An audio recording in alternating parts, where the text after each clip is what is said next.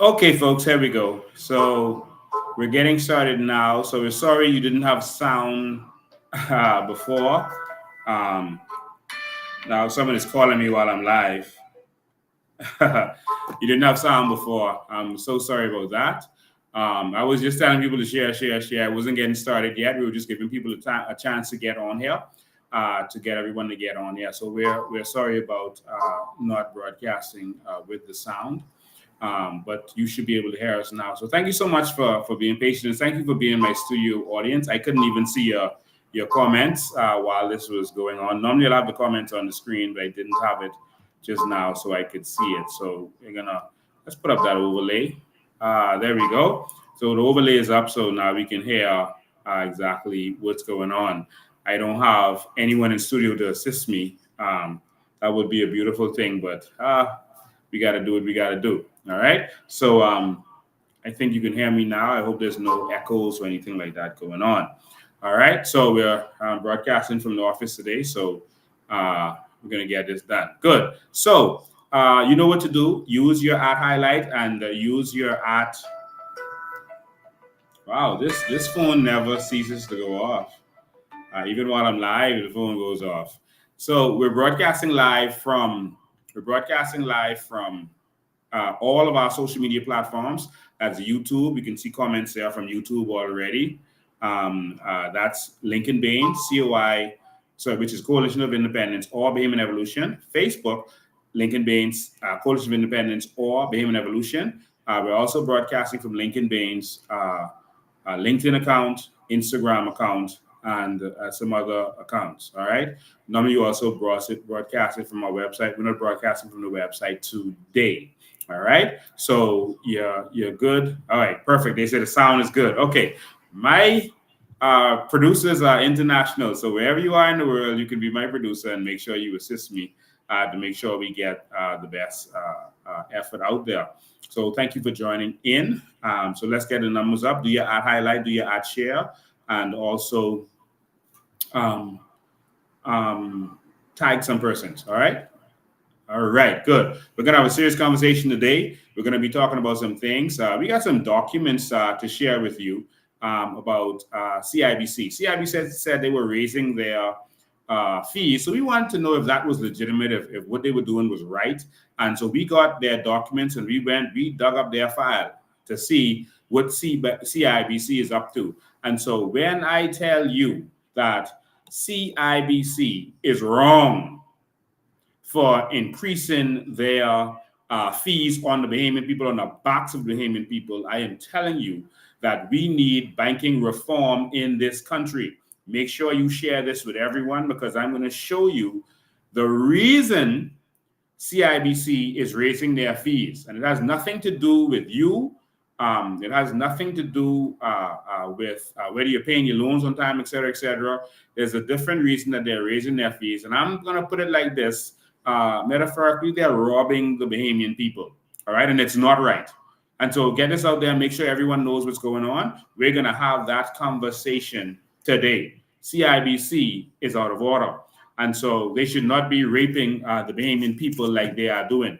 Also, we're going to touch on BEC, water and sewage. We had a blackout. We had an awesome blackout that BEC is going to continue. I'm going to tell you why this stuff is going on.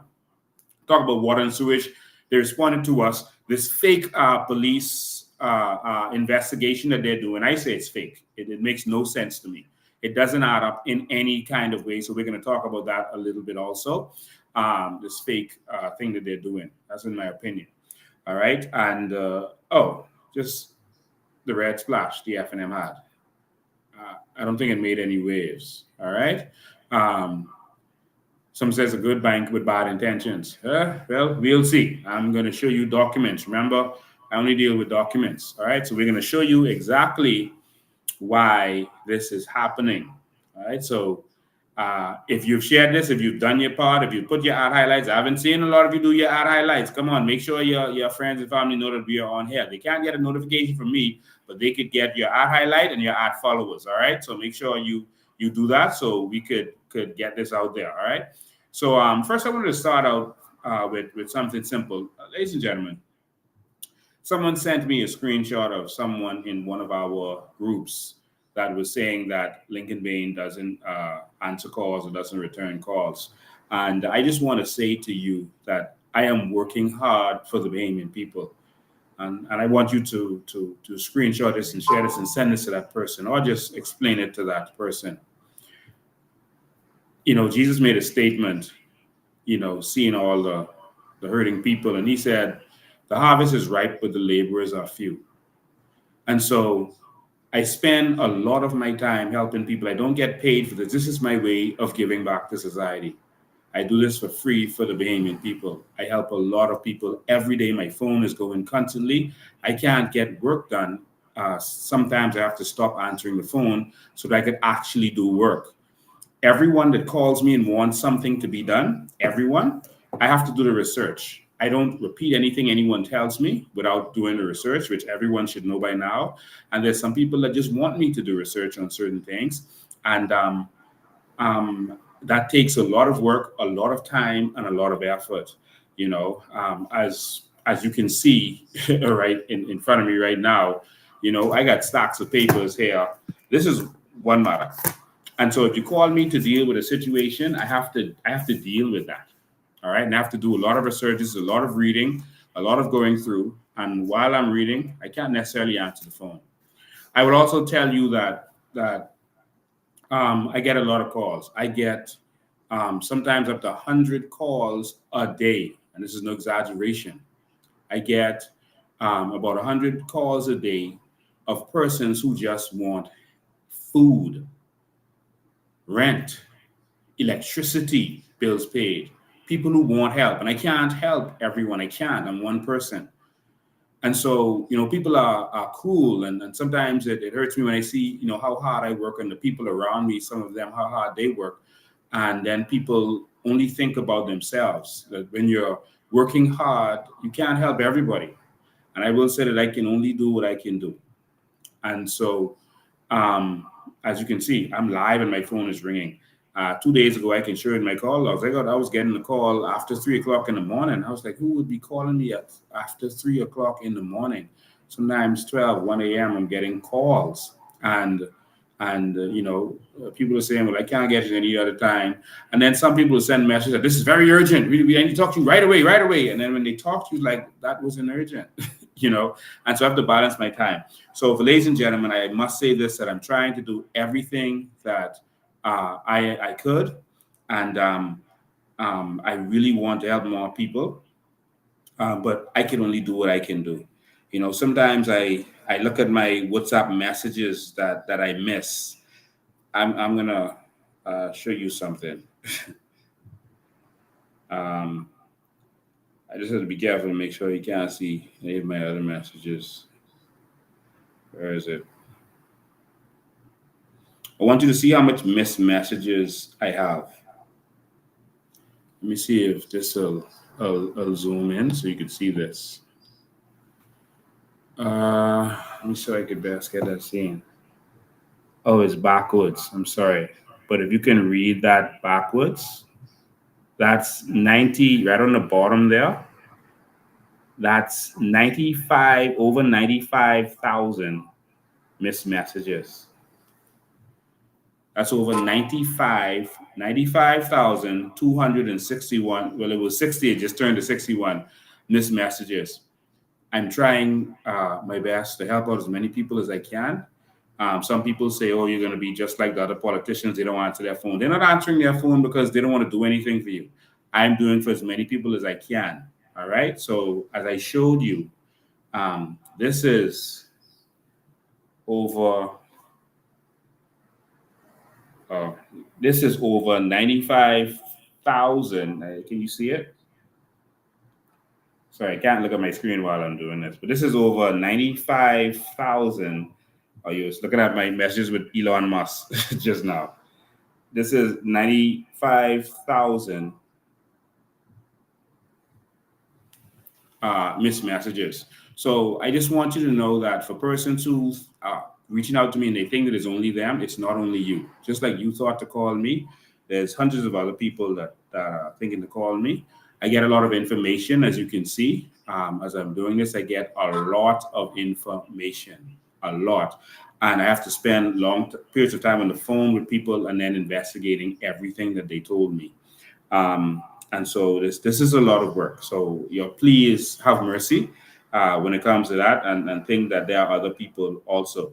And so if you can't get me, then just keep calling back, and don't say it's an emergency if it's not an emergency, because I have to balance my time. But please understand that this is a mammoth task that we're doing. You know, you know, the green is the messages that I've not seen. You see on the side there, the green? You see how long I've been scrolling? That's the messages I have not seen yet. That's just the green on that side. All right. All of that. And I can keep going. And so there's a lot of people reaching out, having conversations, giving information, people from every government ministry, they have info, so it's a lot. Now, how can you help? You can help by being there for us. We're an organization. We're using the political platform in order to get this done. We're not about politics. We don't believe in politics. We don't care about politics. But we are using the political platform to get this done, because we have to go in there and make the change. And so we need your help in getting this done. So if you want me to have more free time to do more things, and if you're here, we're having a cookout, come help us peel potatoes. Come help us season some chicken when you hear that's going on. That'll take some time. Come help us organize some things. If you hear us doing some stuff, help us get it organized. Everything we do takes a lot of organization time and a lot of work. All right. So get on board. Help in whatever way you can. It may be your time, it may be your resources, it may be something that you have that we could have access to. We need your help. All right. So let's all get this done. And don't just think about yourself. I only have 24 hours in the day. I cannot be functional for all 24 hours of them. I have to take a rest. Most nights I get no more than 4 hours sleep, but mostly I get about 3 hours sleep most nights. All right. And that's the only way, because at night I have to do a lot of work that I can't do in the day. So, and that does not include my children that I have to also take care of. So for persons who feel that I may take long to respond, I humbly apologize, but this is where we are. I'm fighting for the greater good and the greater cause. So let's get to it. I was going to show you. I was going to show you some interesting pictures of the F&M's red splash. I don't really want to focus on them, but no one showed up to their red splash event. So I want to congratulate the Bahamian people on not being tricked again. Let me pull up something for you.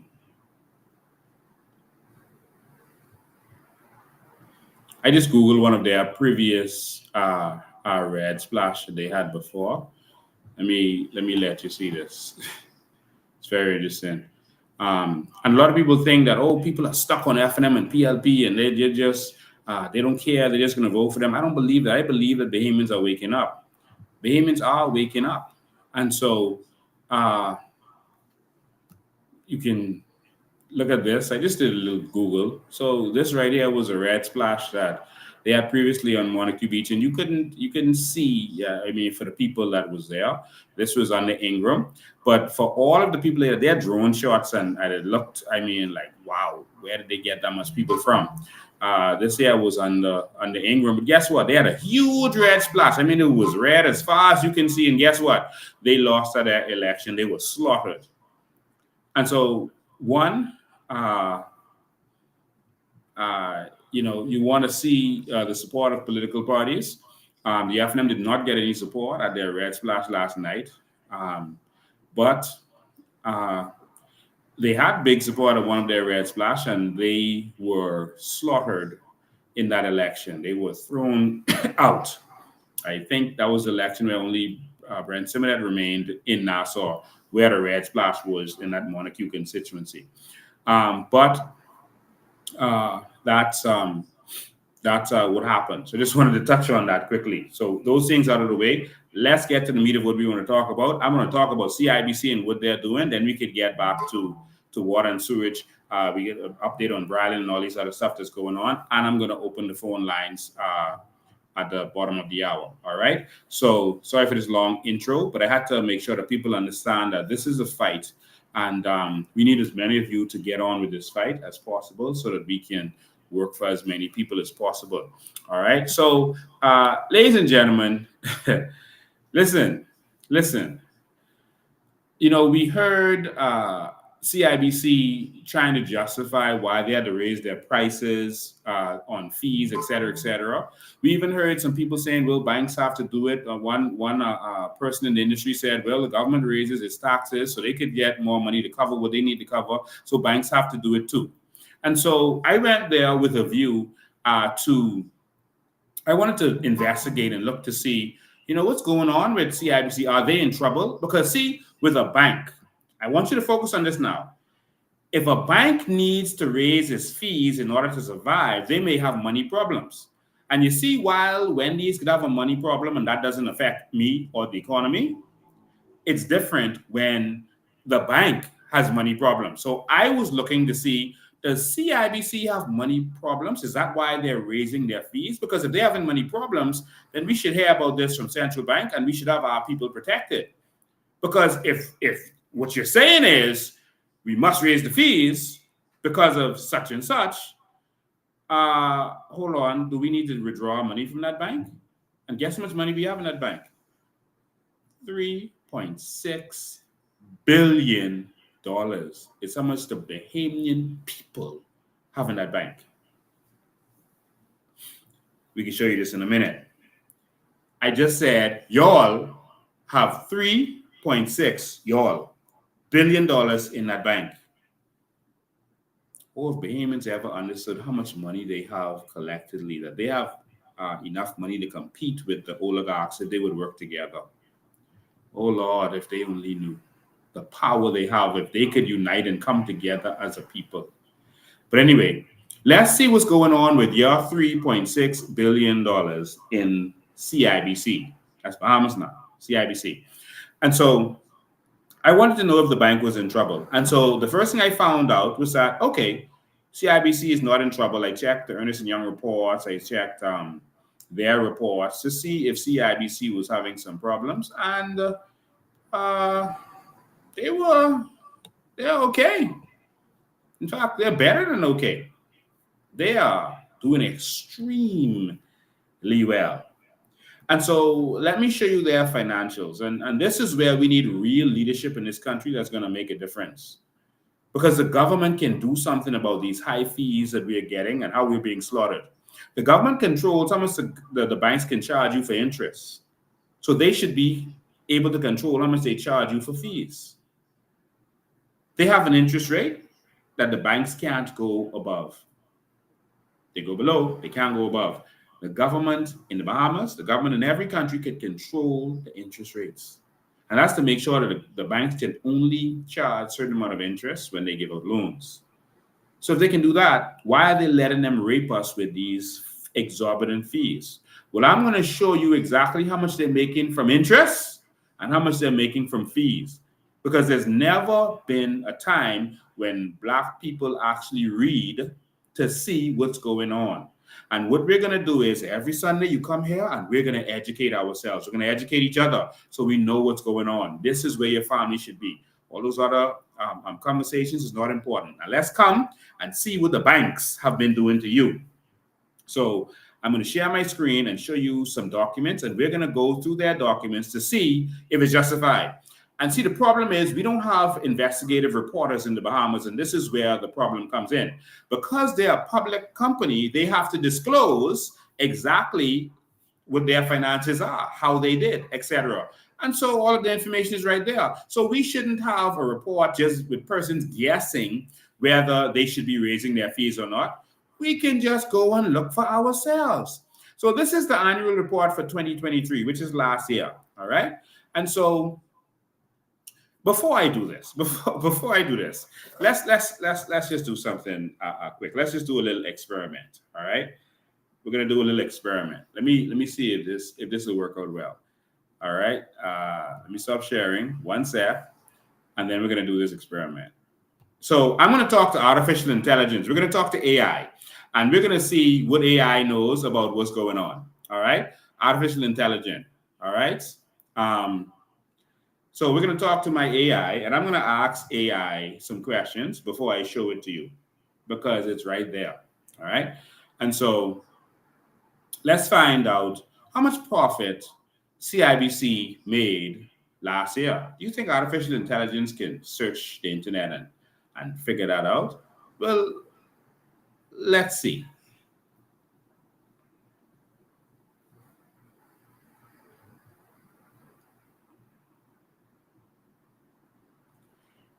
How much profit did CIBC Bank in the Bahamas make last year?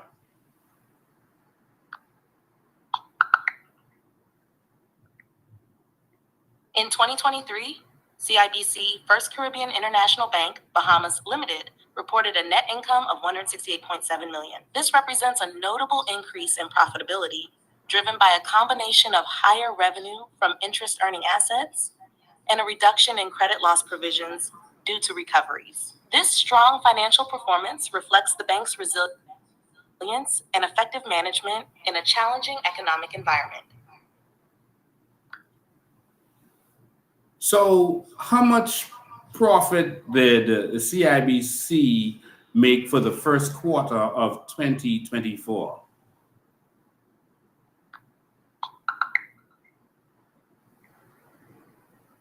For the first quarter of 2024, CIBC First Caribbean International Bank in the Bahamas reported a net income of $42.5 million. This represents a significant increase of $13.9 million, or 49%, compared to the first quarter of 2023, where the net income was $28.6 million. The improvement in profitability was largely driven by a recovery in credit loss expenses.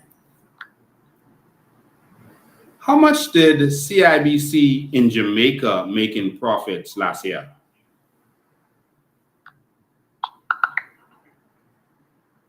In 2023, CIBC First Caribbean International Bank in Jamaica made a profit of $1.1 billion Jamaican dollars. This marked a significant increase of 70% compared to the $663 million Jamaican dollars earned in the previous year.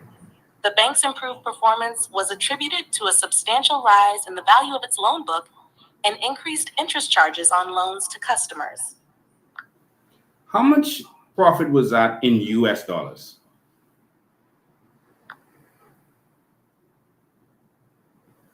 The profit of $1.1 billion Jamaican dollars in 2023 would be approximately $7.1 million US dollars, based on an average exchange rate of around 155 Jamaican dollars to $1 US dollar for that year. Exchange rates can... Jesus. So, ladies and gentlemen, CIBC made a profit of over $100 million, right? Profit. That's after all expenses paid. That's paying for all their paper, their ink, their pens and pencils, their staff, every expense that they have, taxes, everything. They made, now I'm going to take you to it. They made $122 million. The actual amount was 126, but net is $122 million. Yeah. This is their corporate finance, right? And let's go to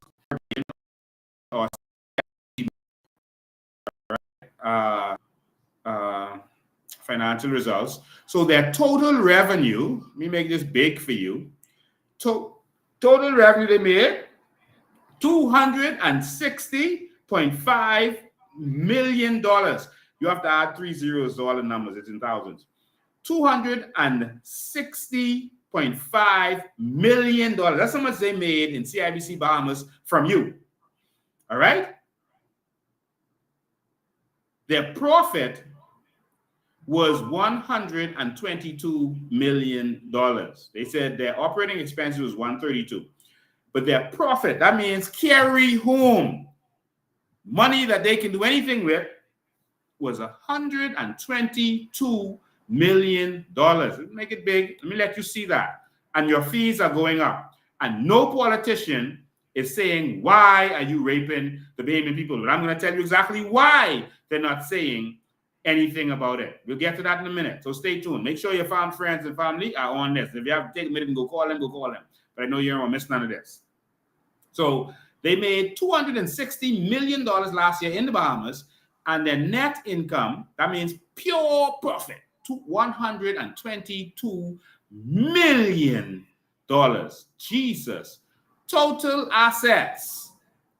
All right. So loans and advances to customers, $2 billion in loans. Total assets, $4.3 billion. That's in the Bahamas. $4.3 billion is what they have. Customer deposits, that's your money, $3.6 billion. That's my $300 and your $500 and someone has $90 and everyone money put together. $3.6 billion in customer deposits. All right? But see, we never go and look at this, and we don't have politicians that are going to look out for us as a people. And this is where our problem comes in. All right? This is a very interesting document that we're going to go through. See? Strong financial performance. Because I was looking to, have mercy on them, and I was going to have a live saying, listen, man, you got to understand, the bank's got to make a profit, man. They got to make money, and we need to make sure that they can cover their expenses. And then when I went and looked at the documents, they were bragging about strong financial performance. What is this? So you have strong financial performance, but you need to raise our fees? And crying a sad story that, the bank got to cover this and that, we sorry. You see there? This is from the managing director, is Dr. Jacqueline Bend. All right? It says the bank delivered a strong financial performance for the fiscal years as we continue to execute our strong financial performance. Our client-centered focus, et cetera, et cetera, et cetera, et cetera. All right? For the year ending October 31st, 2023, the bank reported net income of $122. Net income means profit. That's up $52 million or 74% from the prior year's net income of $70 million. The net income before that was $107 million. All right? Wow. Wow. And so there's a reason why they made more money. But I'm going to get to that. I'm going to show you. We're going to show you everything. All right. And so if you look at their document here, they repeated a lot of what they said about how they did it. But they showed one of the reasons they were able to do that. Look here. While the high interest rate environment has improved margins, you made margins because of high interest rates. Because y'all are breaking our back with interest, that's why y'all make so much money. You see it? They say it right here. If we would only read Bahamas. While the high interest rate environment has improved margins. High interest rates. So you're paying more, and that's why it's happening. So they had loan balance decline, which means they gave out less loans, but they got more interest from the persons who had loans. Jesus. Take the whole entire car. All right? And so, wow. So here you can see their liquidity and everything else. All right, I want you to see this. Cash and cash equivalents end of the year. So in 2023, by the end of, for the 2023 year, which ends in October 31st, their cash balance was over $1 billion. See there? Over $1 billion. That's their cash balance. Remember, you got to add 3 zeros. That's how they do accounting. All right. I don't want people saying, "Oh no, that's $1 million." No. Yeah, 3 zeros. This is over $1 billion. That's their cash balance. This means that's their money. This don't mean money they hold. This their money. All right, cash and other equivalents. That's their money. All right, and it shows. Look at this.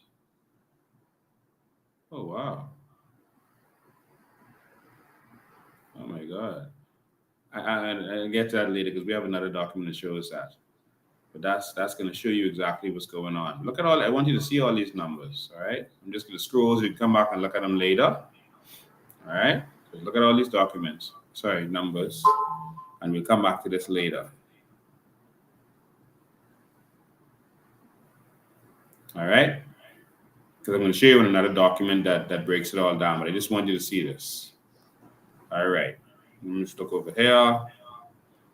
There's some interesting numbers. There's some big numbers. And what they want to do is take more from you, the Bahamian people. Look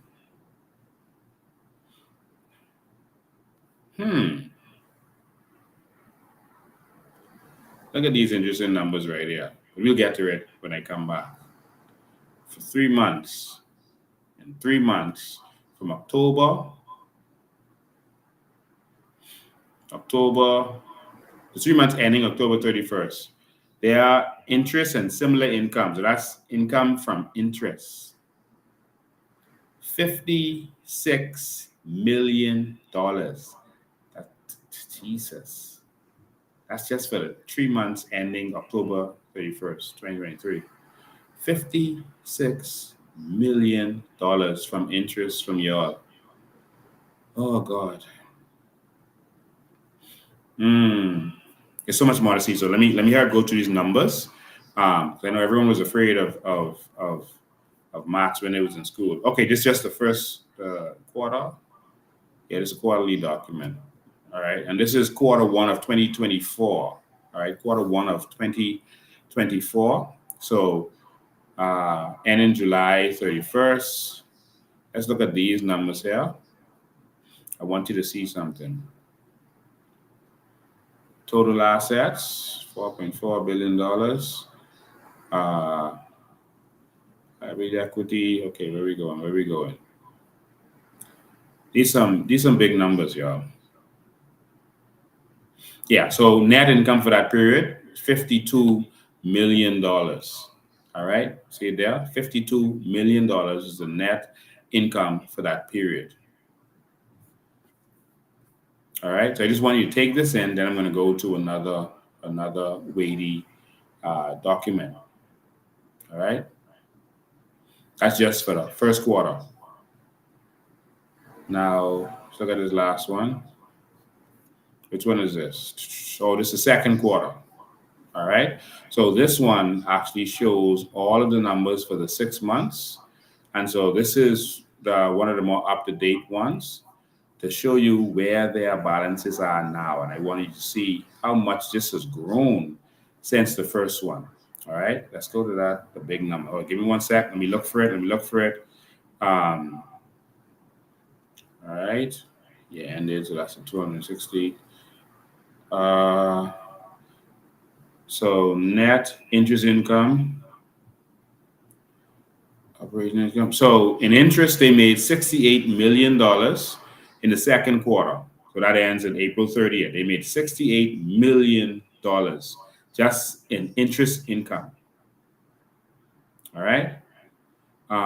This is powerful. I wanted to see the document that shows. Okay, so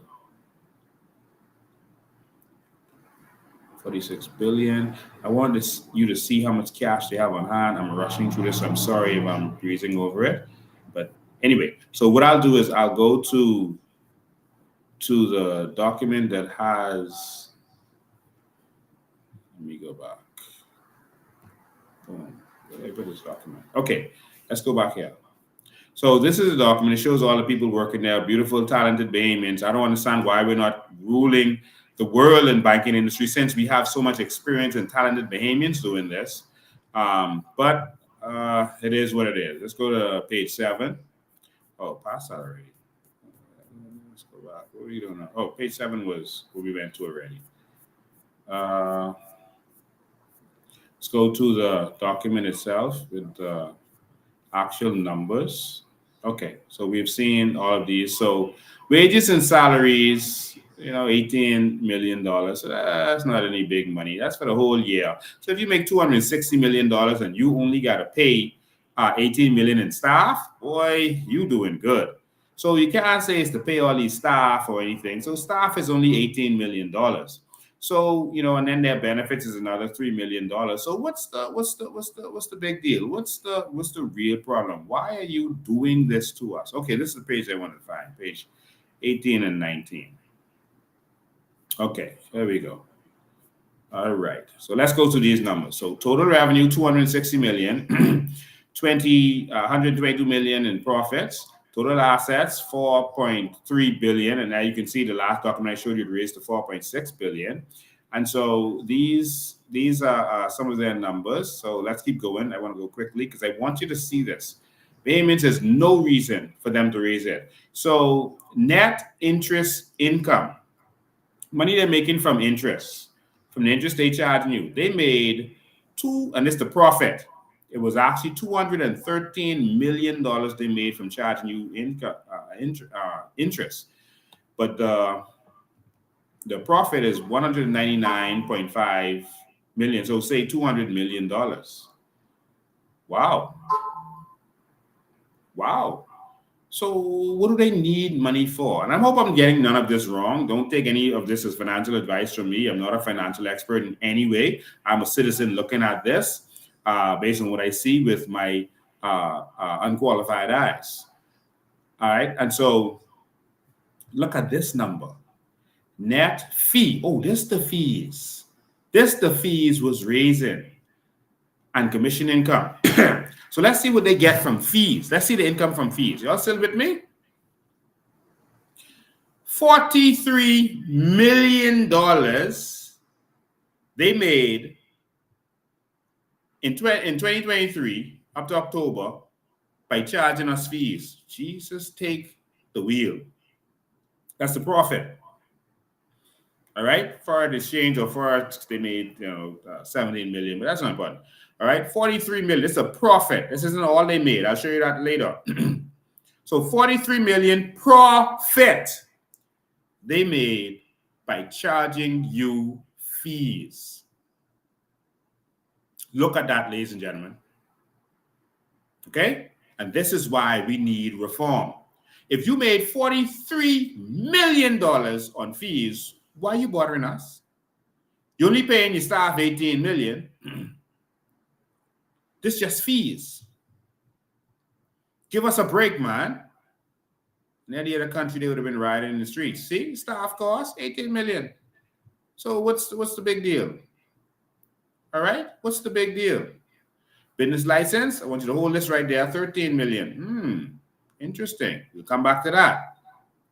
All right, and so let's keep going. So I just wanted you to see that. They made huge millions from interest. So $213 million they made from interest, and with a profit, of about 200 million.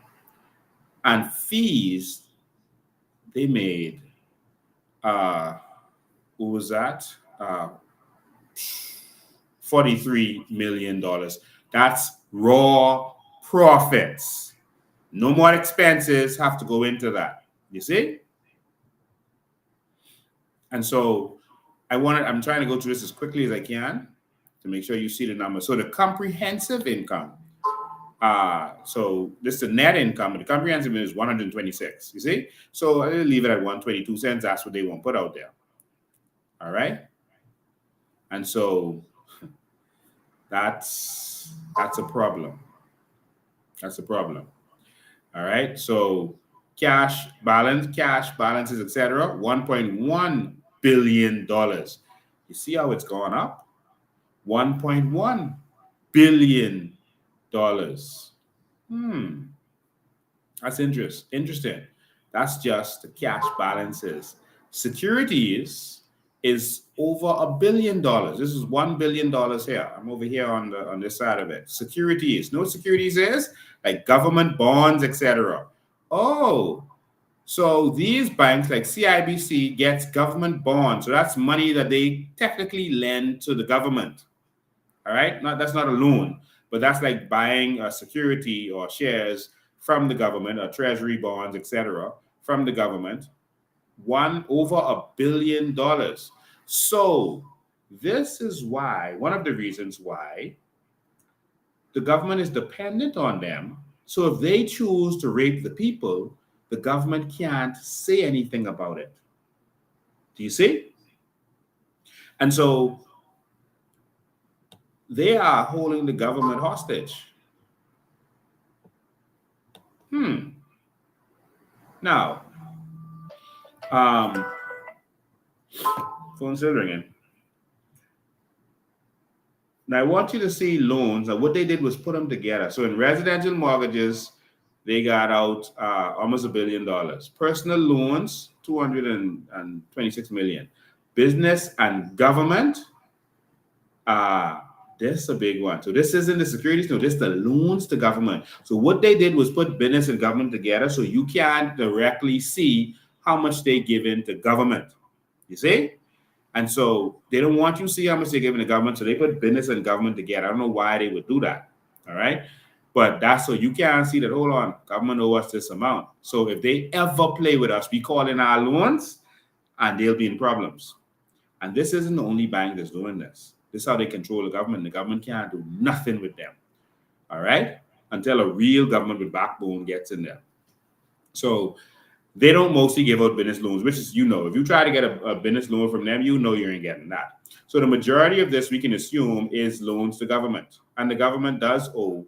And you'll see when the government talks about their B dollar loans, that's to these kinds of investors. And you saw me talk about this before when I was talking about BEC and NIB, etc. So $1 billion to government and business. How much of that is government? That's the question. That should be separated. All right? And so I just want you to see that. And this is why, if they say, listen, we're raising the fees, government will not even blink an eye. If they say they're raising your fees to $1 million a person for every dollar transaction, the government is saying that they're going to sit there and say, okay, yes, sir, massa. Yes, sir, massa. Why? Because the borrower is slave to the lender. So if our government is dependent on borrowing from the banks, instead of making money from our natural resources so that we can lend to the banks, they're always going to be slave to these people who are raping you. All right? And so I just wanted you to see that. All right? Securities, see some other numbers here. Their liabilities decrease. Their total liabilities decreased by 1.38 million. So what's the reason for the raising of the fees? What's the reason? All right, you made more money, your liabilities decrease. What's the problem? All right, so I'm going to shift down now. See, this one is for the educated Bahamians. All right, not for the Bahamians who just want to put on a t-shirt and drink some liquor and just do whatever the politician tell them to do. So we're going to go to the audited financial, the outside auditor, the independent auditor report. This is Ernst & Young. Ernst & Young, someone has to confirm that what the bank reported to the people makes sense and that it is true and correct. All right, so this is Ernst & Young and their report. And basically they started out by saying, yep, the bank doing good. And everything they say is legit. So basically that's what they're saying. All right, bank doing good. All right, so the bank doing good, why do you have to raise fees? No, it's greed. At the wrong time when Bahamians are suffering, and Philip Brave Davis will do nothing to stand up for the Bahamian people, and the leader of the opposition will do nothing to stand up for the Bahamian people. Nothing. Because Brent Simonet and them own banks too. And they are doing the same thing. And that too is buttering his bread. All right, so let me just skip through all this Ernst & Young stuff and get back to where they put in their report. And this is where you could see here. So they put in their numbers. All right, they put in their numbers. to make sure you can see what's going on.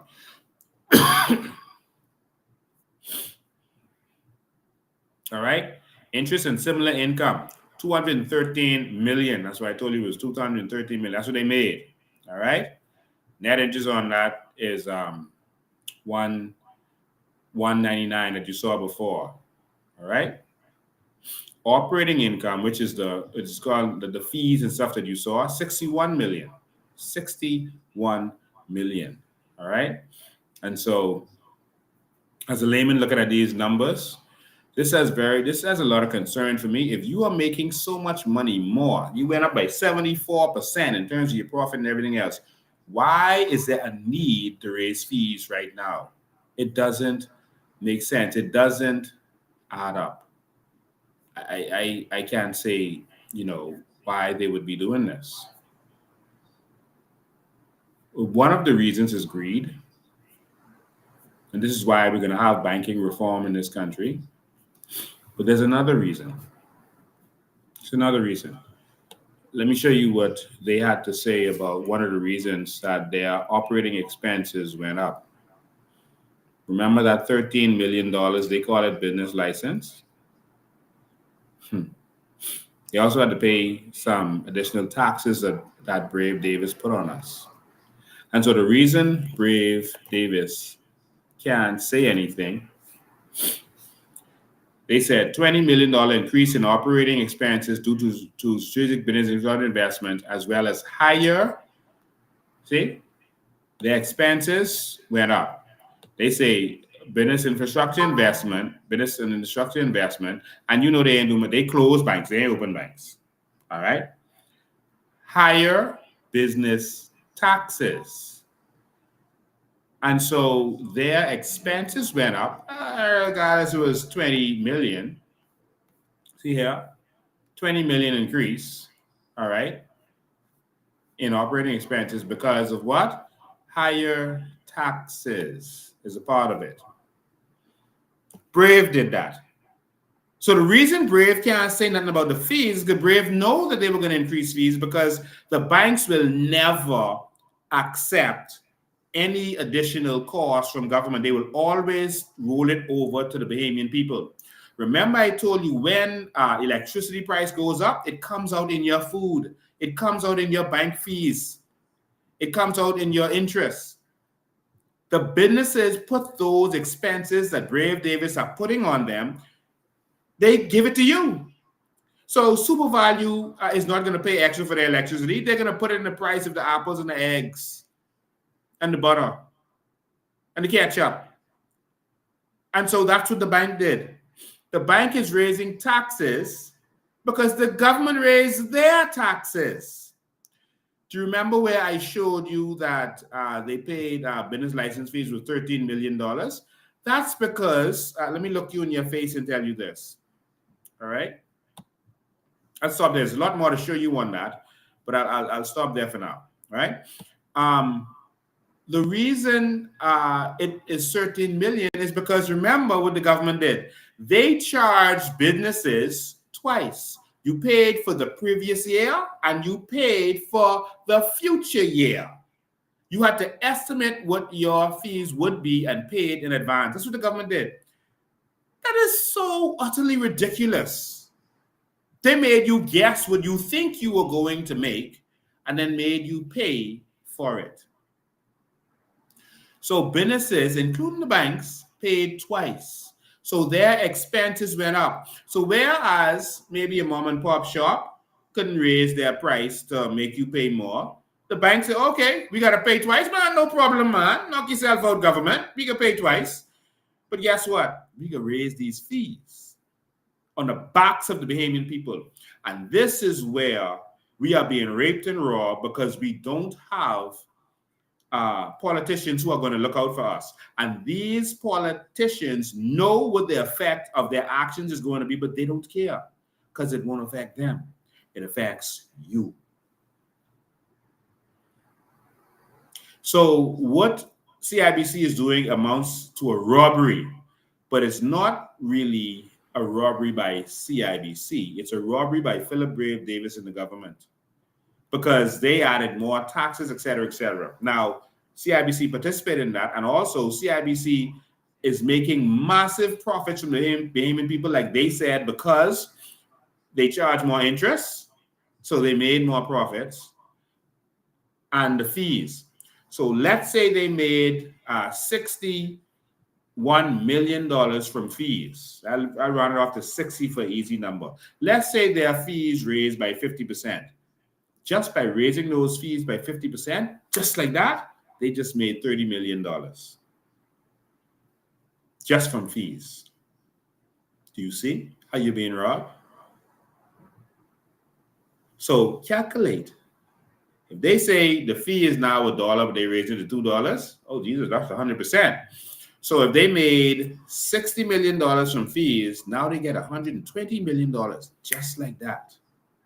Jesus. So, ladies and gentlemen, government, people say, I'm not getting involved with politics. I don't care. You know, I'm tired of voting. I'm back and forth. They can do what they want to do anyway. I got to work and make my own money. Everything the government does affects you. If you vote for PLP and FNM, it affects you. If you don't vote, it affects you. What we need is an entire system change and a government that's going to look out for their people. I hope you understand what I just showed you in writing. Many Bahamians is going to go over their heads. But if Pintard gets in, Brent Simmons at them own banks, they're going to make sure they rape and rob you. That's a guarantee. They own insurance companies. They're going to make sure you get raped and robbed. Do you know what is coming to you?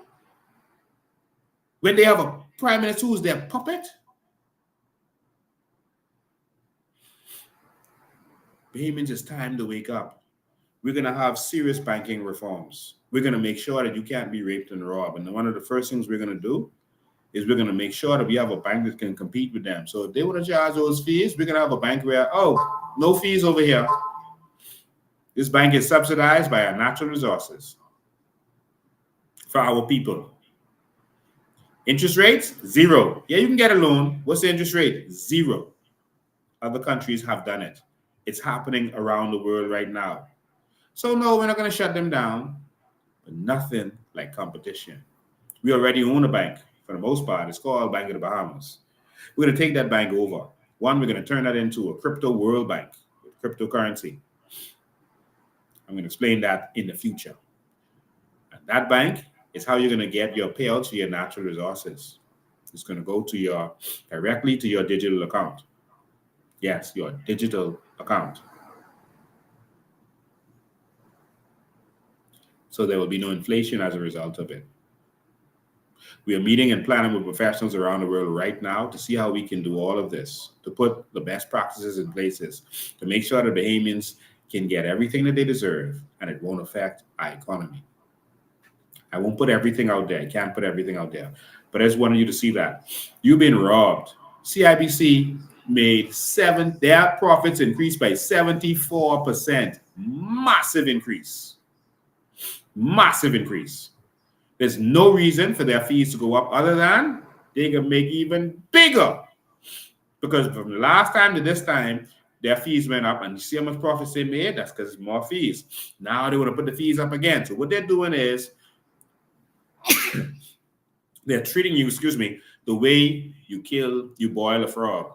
Just do it gradually, and we're going to make more money from them. Even if business doesn't grow at all, even if business flatlines, we're going to make more money from the Bahamian people, off of the backs of the Bahamian people. So all I've got to say to you is, if you are in any bank that is raising their fees, boycott them. Get out of CIBC. Let's boycott CIBC for raising our prices. You got to use your money as your strength, Bahamas. Come out of their banks. Come out. Let them keep their money.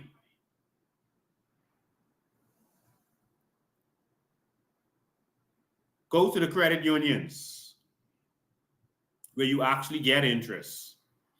Take your money to the credit unions. Let the banks, with their exorbitant fees, let them go to hell. Banks that are not raising their fees, work with them. Vote with your money.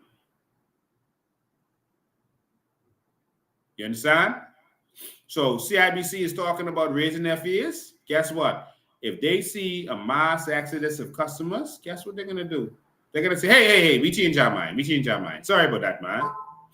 There's some people in this society right now, in this country, who actually negotiate with the banks when they're getting a loan. Many of you don't even know you can do that. They say, oh, how much percent? 9%? I'm willing to pay you all no more than 6%. How do you negotiate?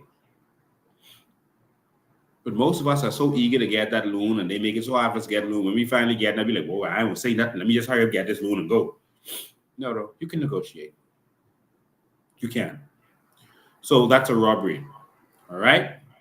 And so at this point, I have a lot more to talk about, but while I'm talking, I'm going to open the phone lines so that you can get in on it while I'm talking about the rest of what I'm going to talk about.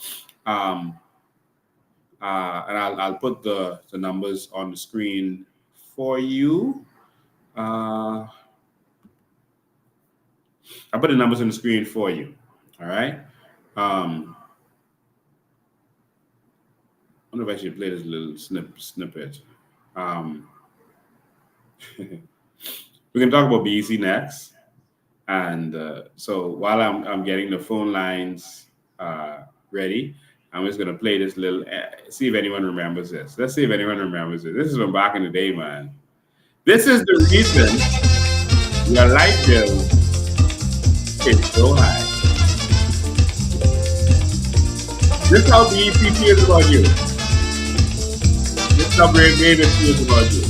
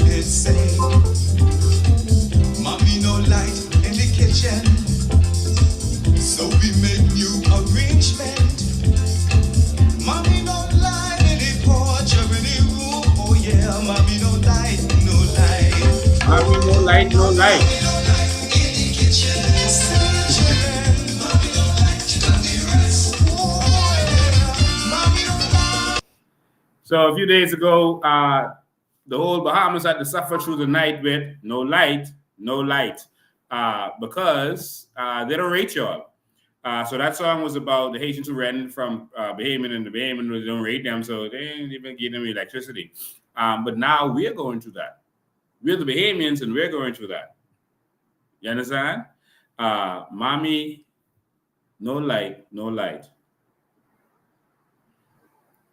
Bravey, no light, no light.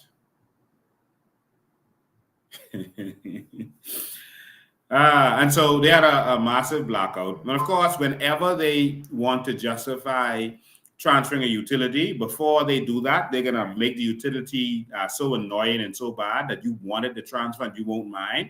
And it makes the transfer easy. This is political science 101. You'll remember before they sold BTC, they started to have a lot of drop calls. The service was really horrible. And they was, oh, see, we got to change it. Yeah, man, just sell it. And that's what they do. And we fall for these kinds of political tricks every single time. And so now they want to get rid of BEC. So, of course, all this stuff is going to continue. All right. So they're going to have these little sabotages, blackouts, and all this kind of stuff so that you say, yeah, man, we really, and you see the first thing that came out, this shows that we need to reform distribution. You remember? That's what the first thing they came out and said. See, we need to give this country away to Frankie Wilson and the rest. Oops, we mean Pike. Frankie Wilson, them partner. Frankie Wilson and Oliver Turnquist's partner, that's Pike. That's their business partner. I showed you the picture of them together the other day. We keep falling for the tricks, y'all. We got to wake up. We got to wake up. All right. So I'm going to open the phone line as I continue to talk about this other stuff, and you can call in at any time. The phone lines are 803-5995, 803-5995. Yes, you can call in and interrupt me at this point. Make sure the lines are open. All right. 803. Okay. People are already calling. I'm sorry. I had it on. I have to put it on silent. The phone was on. All right, 803-5995. Make sure you got on there. Okay, 2 missed calls. Okay, so you can call in at 803-59. What do you think about this CIBC thing? And they're not the only bank that's doing it. I just talk about them because it's in the media now. And we see how much profits that they're making. I mean, massive, huge profits massive profits that they're making. And when I say profit, I mean profit. That isn't the money they made. That's profit.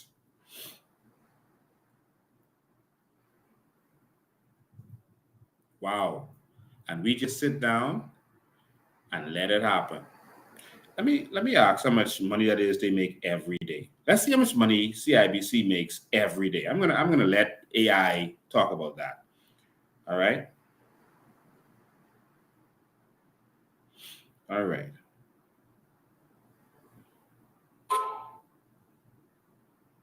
Yeah, I'm going to let AI talk about how much profit they made. So it was 100 and I'll round it off to 123 million because it was a little more than that, a little less than that. If CIBC Bahamas made $123 million in profit, how much is that every day in profit? Bear in mind they're only open 5 days per week. So how much did they make every day for those 5 days per week for the year?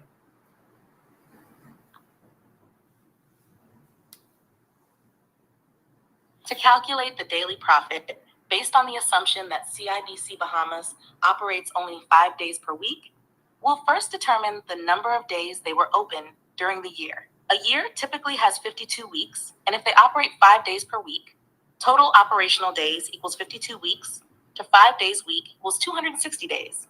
Now, dividing the total annual profit by the number of operational days. Daily profit equals $123 million, 260 days, $473,077 per day. So CIBC Bahamas made approximately $473,077 every day they were open. Wow. And that does not include the bank holiday because I didn't tell it to calculate the bank holidays. All right.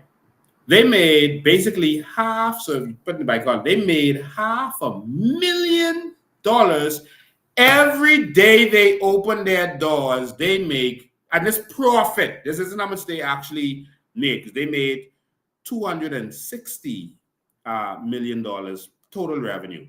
But after they paid all their expenses, they carry home $500,000 every single day. Profit. Y'all see?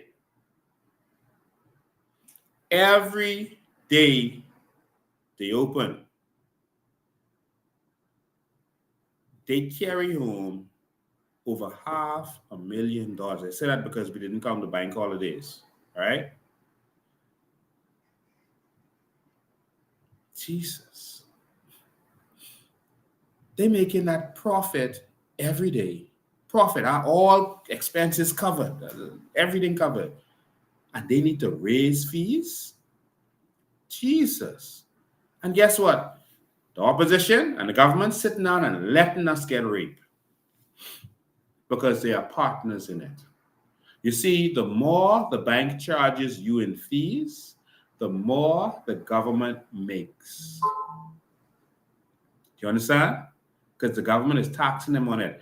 Every fee they charge you, the government gets VAT. So that's why the government's going to say, oh, we ain't saying nothing. And then Pinta is going to say, oh, well, Brave, or well, Brave, that's a partner in crime, man. That's my brother. So I can't really go against him. One, he's the PLP and we're the F&M. We're brother and sister parties. Two, and when Brent get in, we could be doing the same thing. So I can't say nothing. So let me just don't say nothing. And Bahamians ain't say nothing. So right here. And then we're just going to have, when election comes around, we're going to have some parties. Brent and Frankie Wilson and all of them is going to put some of that money together that they made, the raping the Bahamian people, and we're going to just go in the streets and drop money on the ground and then tell everyone, see, don't vote for them other party, they broke. Vote for us. They're going to say, vote for the parties who've been thieving from you. Because guess what? We give you, they thief $1,000 from you, they give you back $10. Come on, man. What more you want than that?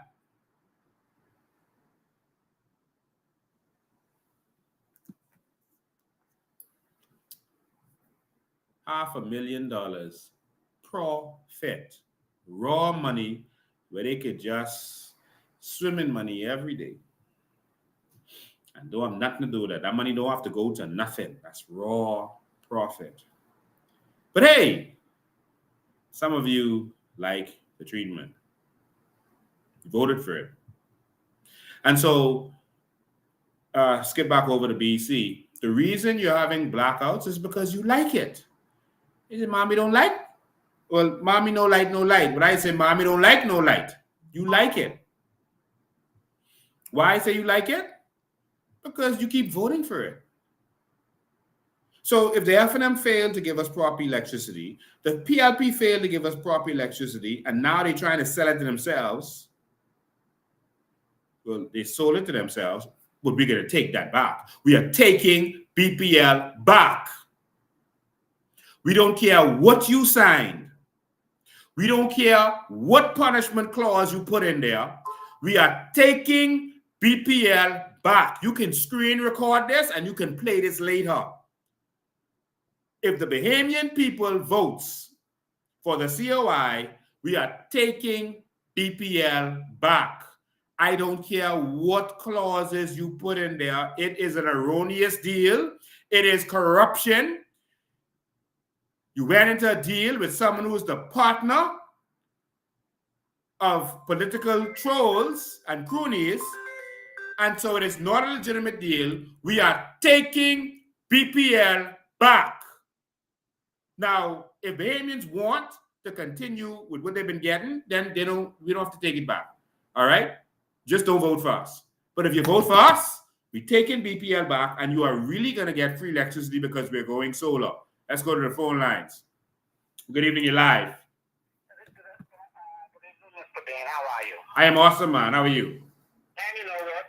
It's always a pleasure to hear you when you are opening up the phone line.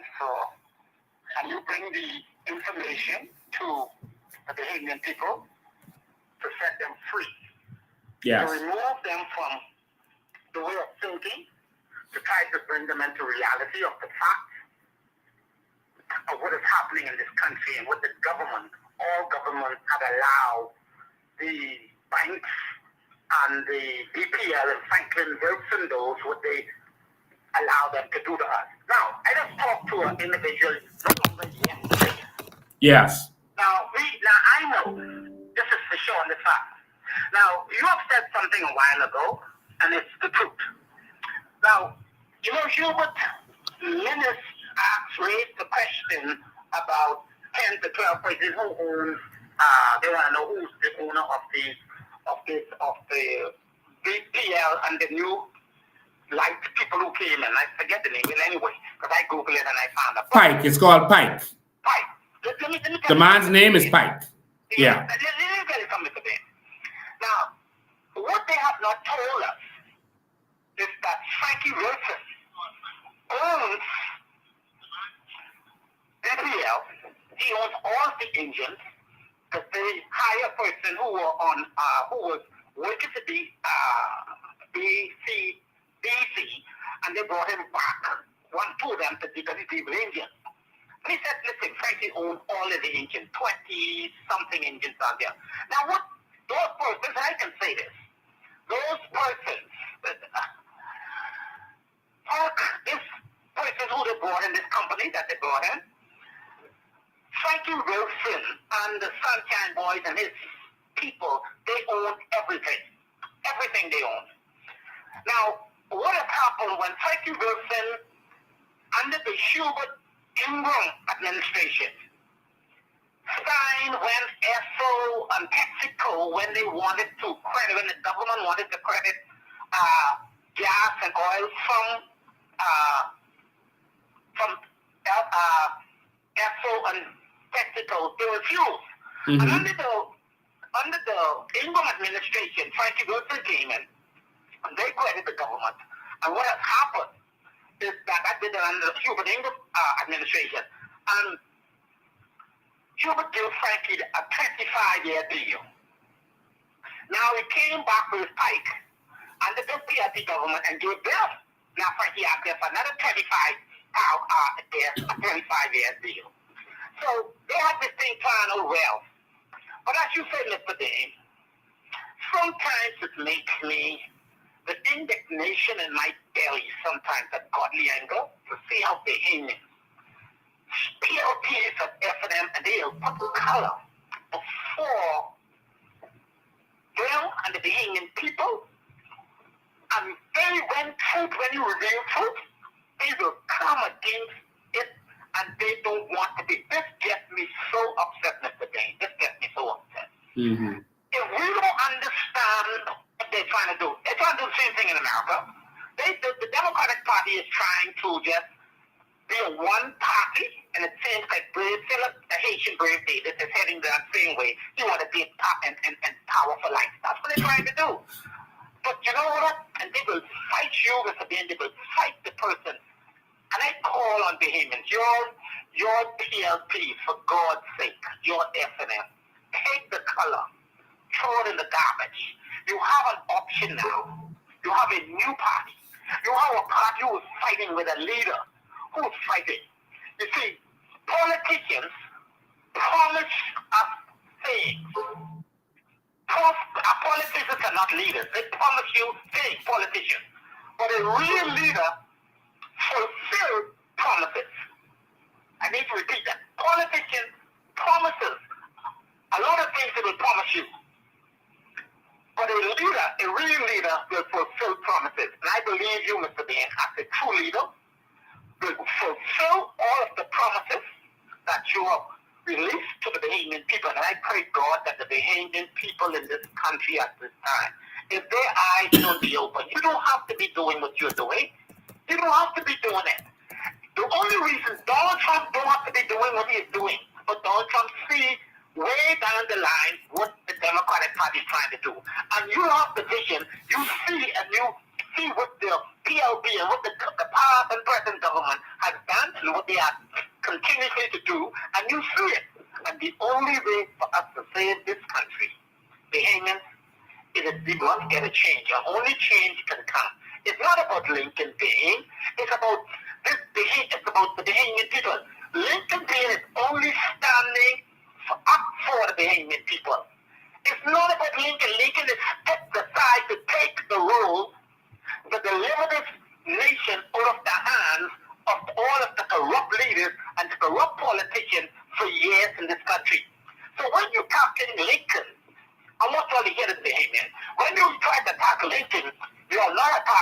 attacking. You are attacking the Bahamian people who love this country, who love family, who are willing to give their self and their life for this country. And so, not again, I appreciate a leader like Mr. Bain who is standing in the gap for all of us. It's not about Mr. Bain. It's about he's fighting for us. Why y'all don't understand the PLPs and FNM? Why do y'all can't see the light? You need the switches on. Mr. Bain has turned on the switch so that you can see what are you going to do. What do you have to lose? It's time for the change. You have tasted grape. You have tasted orange. PLP, you have tasted apple, FNM. Now you have an opportunity, great, figuratively, but literally the COI, with a leader who's fighting not for himself, but fighting for us, the organic seed Bahamian and the patriot in this country. For God's sake, PLPs, throw those colors away. Taste grape. When you taste it, you probably say, wow, I've never saw it. Where was this all the time? This is what we needed in 51 years. Thank God now we have something like the COI. Mr. Bain, let me say this to you, man. Continue to fight, and you're not fighting for yourself. You're fighting for all of us, the Bahamian people. You're fighting for PLPs, who set up PLPs if they want to be set free. For FNMs, if they want to be set free, they are Bahamians. You all are Bahamians. Wake up, Bahamian. Stop and listen just for a moment. I've introduced to you grape. Taste it. And when you taste it, 5 years, and you say, wow, where was this all the time? Mr. Bain, continue to do well. God bless you. And continue to open the eyes for the Bahamian people. That's CIBC bike. Let me tell you something. I don't want to see this now. I'll get back to that sometime at the time. My sister did some work, a house to them. And those people, they're the only one point that is they are unionized, and they making them a whole lot of money when they retire. But this government is corrupt. They don't love us. They don't love God. They don't love family, and they don't love nation. Thank you, man. And continue to fight. Fight, like Donald Trump says. Fight. That's patriotic. Fight. Thank you. And we're standing with you. We are standing with you. PLPs, FNM, you all are Bahamian. Get rid of those colors and let's change the system. The only way we will survive in this time. God bless you and have a beautiful day. All right. Thank you, man. Appreciate it. All right. So I want to show you guys something. I want you to see something. Let me see how quick I can get this up here for you. I want to know if anyone knows what this is I'm about to show you. Let me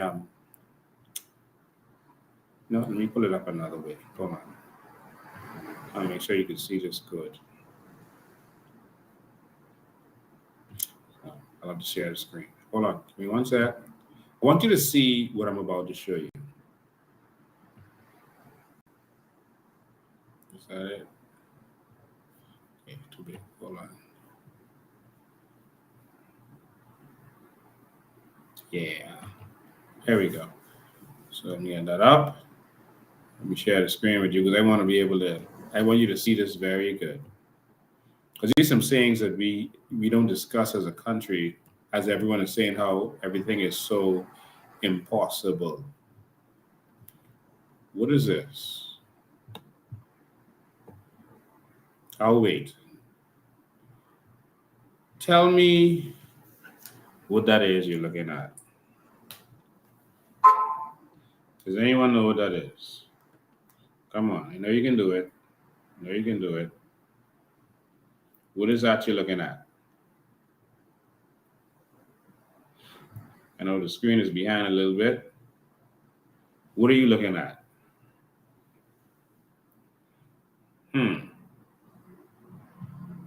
Anyone? What's that you're looking at?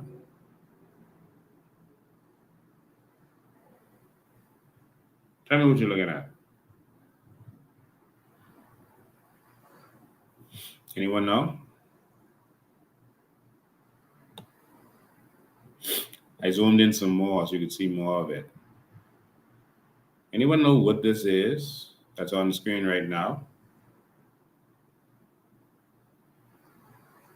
Anyone? I know there's a delay, so I'm just waiting for you to be able to start the answer. All right?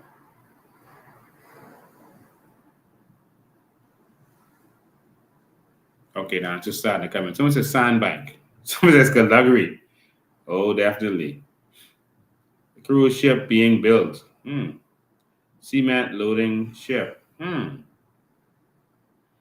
really see it, but looks like our resources. Molten salt, someone says. That's Ellie Gordy. Ellie Gordy, how you know that? Oh yeah, someone else says molten salt. Rupert Monroe says salt. How do you all know that? How do these Bahamians know that? Salt loading ship. Paul, Sweden. Jesus. Well, you can't keep nothing from you all Bahamians. This is... Hold the line one sec, call. I'll be right with you. This is a ship, the ship that comes in and takes our salt out, I am told.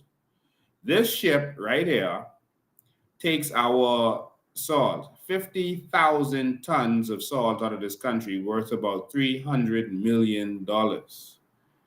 So it takes about 50,000 tons, not pounds, tons. A ton is 2,000 pounds of our salt out, and that's worth about $300 million. So I wanted to show you the ship. So just hold the line, call. I'll be right with you. I want you to show you exactly how much money we get for that. Everyone sitting down? I'm not going to be responsible. Is this it? Is this it?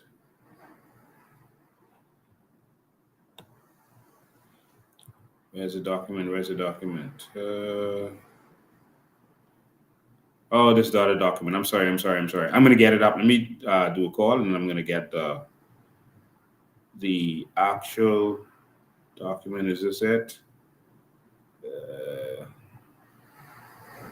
That's the value. Okay. All right, just give me a sec. I thought this was a document. I'll pull it back up. Just start a document. Let me take a call, and I get you the actual document. We'll come right back. All right. All right, caller, you're live. Yes, good evening, Mr. Bain. I have a question. When the COI takes over the government, what top 3 industries you will consider for the Bahamas, and what ideas can you elaborate on that would greatly affect our bottom line, in your opinion? One at a time. No, hold on. One at a time. What's the first question? What top 3 industries you will consider for the Bahamas? Okay. The top 3 industries, we're not going to just have 3 industries, but some of the industries that we're going to go into is we're going to go into our natural resources. And of course, there are many different natural resources. So I want to lump them as one and just say mining of our natural resources as one industry. All right. And I'm going to lump, just for conversation's sake, the processing of some of these resources into the same thing for the sake of conversation. So we're going to go into getting our natural resources and treasure. I'll put the treasure there, although it's not a natural resource, just for conversation's sake.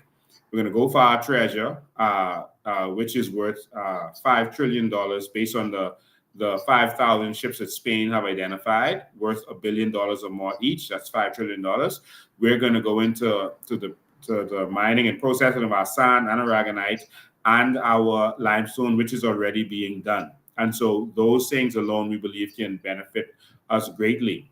But we're also going to go into the cruise ship industry. Of course, we're going to have some modifications to it because we're going to use LNG to power the ship, so we have cleaner fuel while they're out to sea. And because a lot of the soot from these ships that we're bringing in, it's cancerous and is really damaging to our lungs, and what's going on in this country is polluting us badly.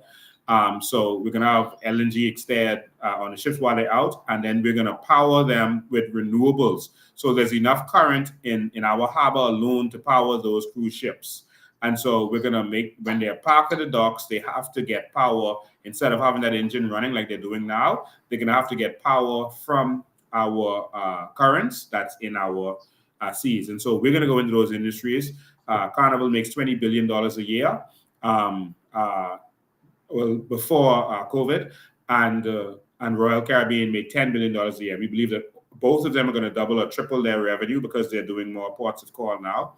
And so we're going to go into that industry also. All right.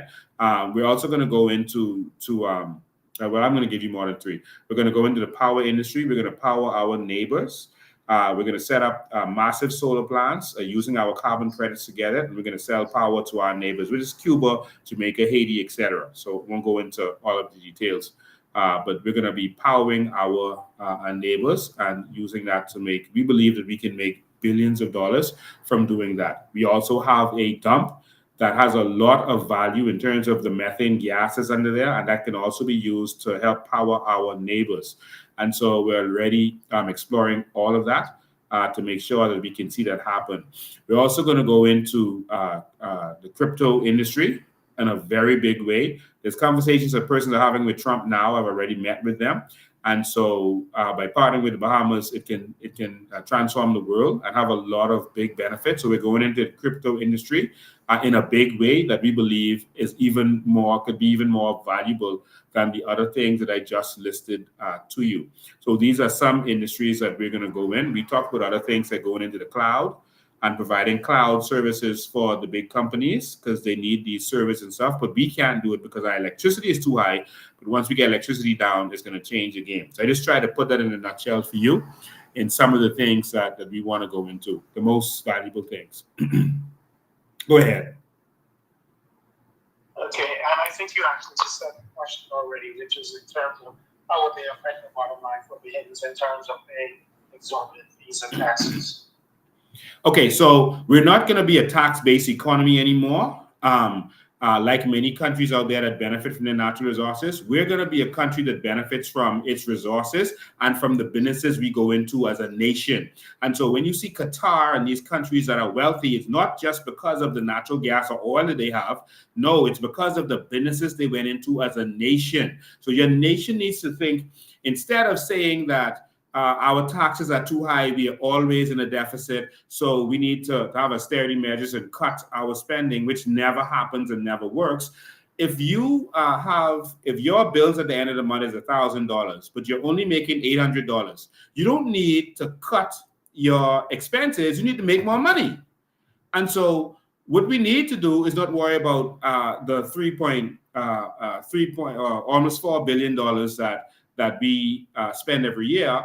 That's nothing. What we need to do is make more than $4 billion as a government. And any one of these things can make much more than that. I'm about to play a clip from Vaughn Miller that will show that. And so now we're going to do like Dubai did. Only 1% of Dubai's income comes from oil. And so people say, oh, they're rich because they have oil. No, it's because when they found the oil, they use it as collateral. They got loans to go into businesses, into tourism. And so they have massive tourism even more than us. And we should have more tourism, but we're busy depending on the foreigners to come and tell us what to do in terms of tourism. And so they went into business. They formed a business called Nakil.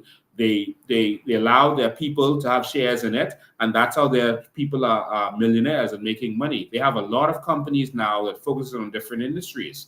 Other Arab nations like Qatar, etc., did the same thing. So it's not about the oil, the natural resource, it's about the businesses that you do from it. Norway went into oil first, and now they have so much investments around the world that they're cutting back on the oil. They're not investing anything to do with oil, and because they don't want to hurt the planet anymore.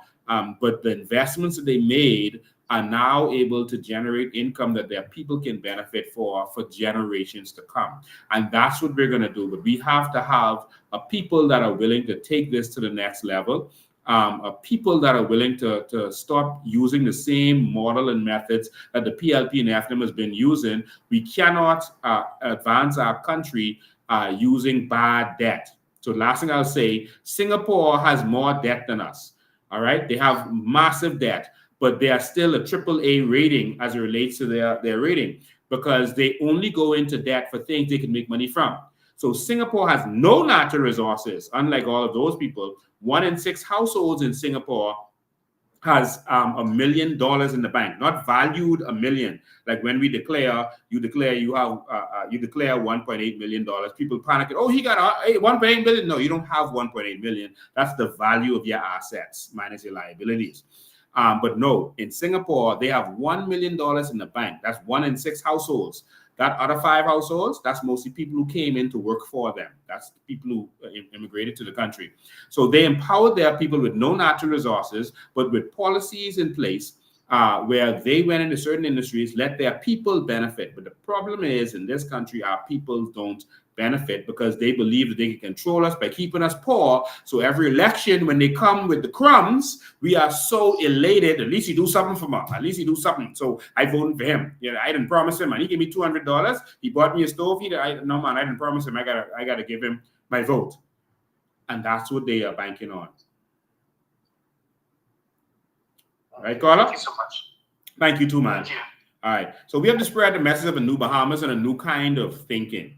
The media is trying to portray us as bullies or not presidential, as if we can't speak to the issues and what's going on. The fact of the matter is, the truth is, the PLP and F&M can't speak to the issues. And while Pintard may be able to recite a speech eloquently because he is a poet, someone asked me what Pintard's career is. He doesn't have one.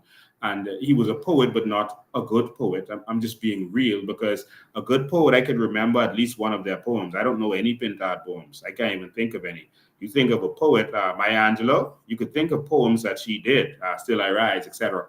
But I don't know anything that he did or is able to do other than being a puppet for that man.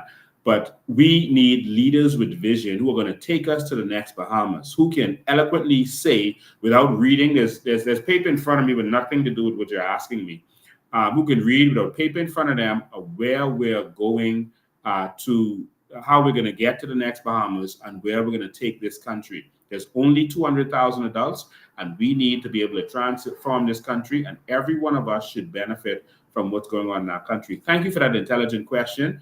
I appreciate that. That's why we do this every single week. We are the only organization, and this is the only leadership that puts itself in front of the Bahamian people every week to be criticized, to be questioned. And so we don't have to just give our plans out, which is just whatever the oligarchs give to the PLP and F&M, that becomes their plan. All right. And the plan is basically for them to make money from. So if Brent Timonette gives money to Pintard, he needs some roads because he's in the tar business. He's in that kind of business. He's going to need stuff to go back to him to pay for that money and plus profit that he gave to Pintard to win the election. And that's what their mandates are, their manifesto or their blueprint. If you look at it good, you'll only see money going to their people. But we need a different kind of thinking. We need a kind of thinking where we do things to benefit the people. A total transformation, a system change. Someone called me, and this is what I say. People go in these WhatsApp group and they make these statements, but they're not really listening or paying attention. I had one gentleman, he had a question for me. I told him, call into the live so everyone can benefit. I'm not going to just do a voice note just to you to answer a question. Call me during the live and I'll answer your question to the Bahamian public. And basically they want to know how we're going to deal with outside forces telling us what to do. One, they wanted to know what we're going to do with the king, because we're still under the king. We're still under the king on paper. There's this perception out there that we pay taxes. And there's a guy called Len who asked me this question. So Len, this answers for you, even though you didn't call in. He sent me a voice note from someone else, to be straight. They want to know about paying taxes to the king and what we're going to do to get from under the king. And I made it clear that the Bahamas doesn't pay any taxes to the king. We pay zero tax to the king. I don't know why people make up these stuff. Stop saying things without any kind of proof or documentation. We're not paying anything to the king. As a country, we're a sovereign nation now. We're not paying to the king. The king is a titular head of this country, but he's not being paid anything from us. Okay? So we just want you to understand that. That's the first thing. They don't own our natural resources anymore. They used to, but after 1973, we own our natural resources. That's why the governor signed, I showed you the documents, and I can show you again if you need me to, where our aragonite was given to a company, all right? To be able, not given to, but to be able to mine aragonite, not a sole thing, but they could mine aragonite. And the governor signed that on behalf of the Queen. But after 1973, Ingram signed a new deal for aragonite, all right, with Myers and them. And Ingram signed that. So not the governor anymore, because Ingram signed on behalf of the Bahamian people. You see the difference? Our natural resources are not owned by the Queen. Otherwise, Bahama Rock couldn't be benefiting from that. All right. Before I go on, I just want to play this little clip for you. I just want to make sure we continue to keep educating you. I just want to play this little clip from you from Vaughn Miller. We actually found him. Vaughn Miller is alive. All right. He's alive. And I want you to hear from Vaughn Miller because I think what Vaughn Miller did to the Bahamian people is sick and disgraceful. He came out with all this information, and now we can't hear from the man. Ladies and gentlemen, Vaughn Miller. 20 for the past 16 months, 119 individual shipments of limestone, including limestone sand, was identified. 10 vessels transported the limestones, which are owned by 2 shipping companies. The shipments went to 11 seaports. Collectively, 4 companies were the recipient of the limestone shipments. GP Aggregates Terminal, some 40,400,000 kilograms of limestone. DuPont, some 89,514,340 kilograms of limestone. Kinder Morgan Terminals, some 313,480,000 kilograms of limestone. Martin Marietta Aggregates Incorporated, some 3,735,809,900 kilograms of limestone shipped from the Bahamas, from Freeport, Grand Bahama, the ports, United States, Lake Charles, Louisiana, Mobile, Alabama, Pensacola, Florida, Panama City, Florida, Tampa, Florida, Port Manatee, Florida, Port Canaveral, Florida, Jacksonville, Florida, Savannah, Georgia, Charleston, South Carolina, Richmond, Petersburg, Virginia. Speaker, some 4,179,204 and the 240 kilograms of limestone shipped from Grand Bahama at $1.30, approximately $1.30, 31 cents per kilogram. Mr. Speaker, placing the value at approximately $5.5 billion, billion with a B, 5,474,757,554 billion with a B dollars shipped over the Bahamas to the United States of America. And they've been telling us, Mr. Speaker, that our natural resources have no value. Mr. Speaker, that's just the last 16 months, from February of 2019 to June of 2020, almost $5.5 billion limestone shipped out of our country. Mr. Speaker, how long has this been occurring in our country? Aragonite from Ocean Key, salt from Inagua, limestone from Grand Bahama, sand. But yet, Mr. Speaker, no sovereign wealth fund. In Grand Bahama, people are living in the vehicles, living on beaches, living living with family members, living with friends. Many have to relocate. Partially, Mr. Speaker, because successive administrations have not seen the value and importance of a sovereign wealth fund. All the time they were mining aragonite on Ocean Key. Could have been an industry for us. Limestone. Could have been still been industry for us. Salt. Could have been an industry for us. Our fresh water. Could have been and can be an industry for us.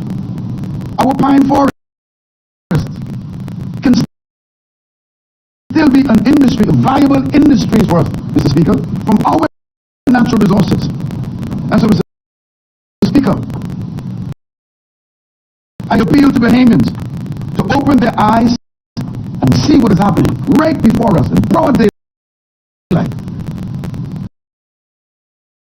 We have no natural resources, value nothing, but yet, Mr. Speaker, in the last 16 months,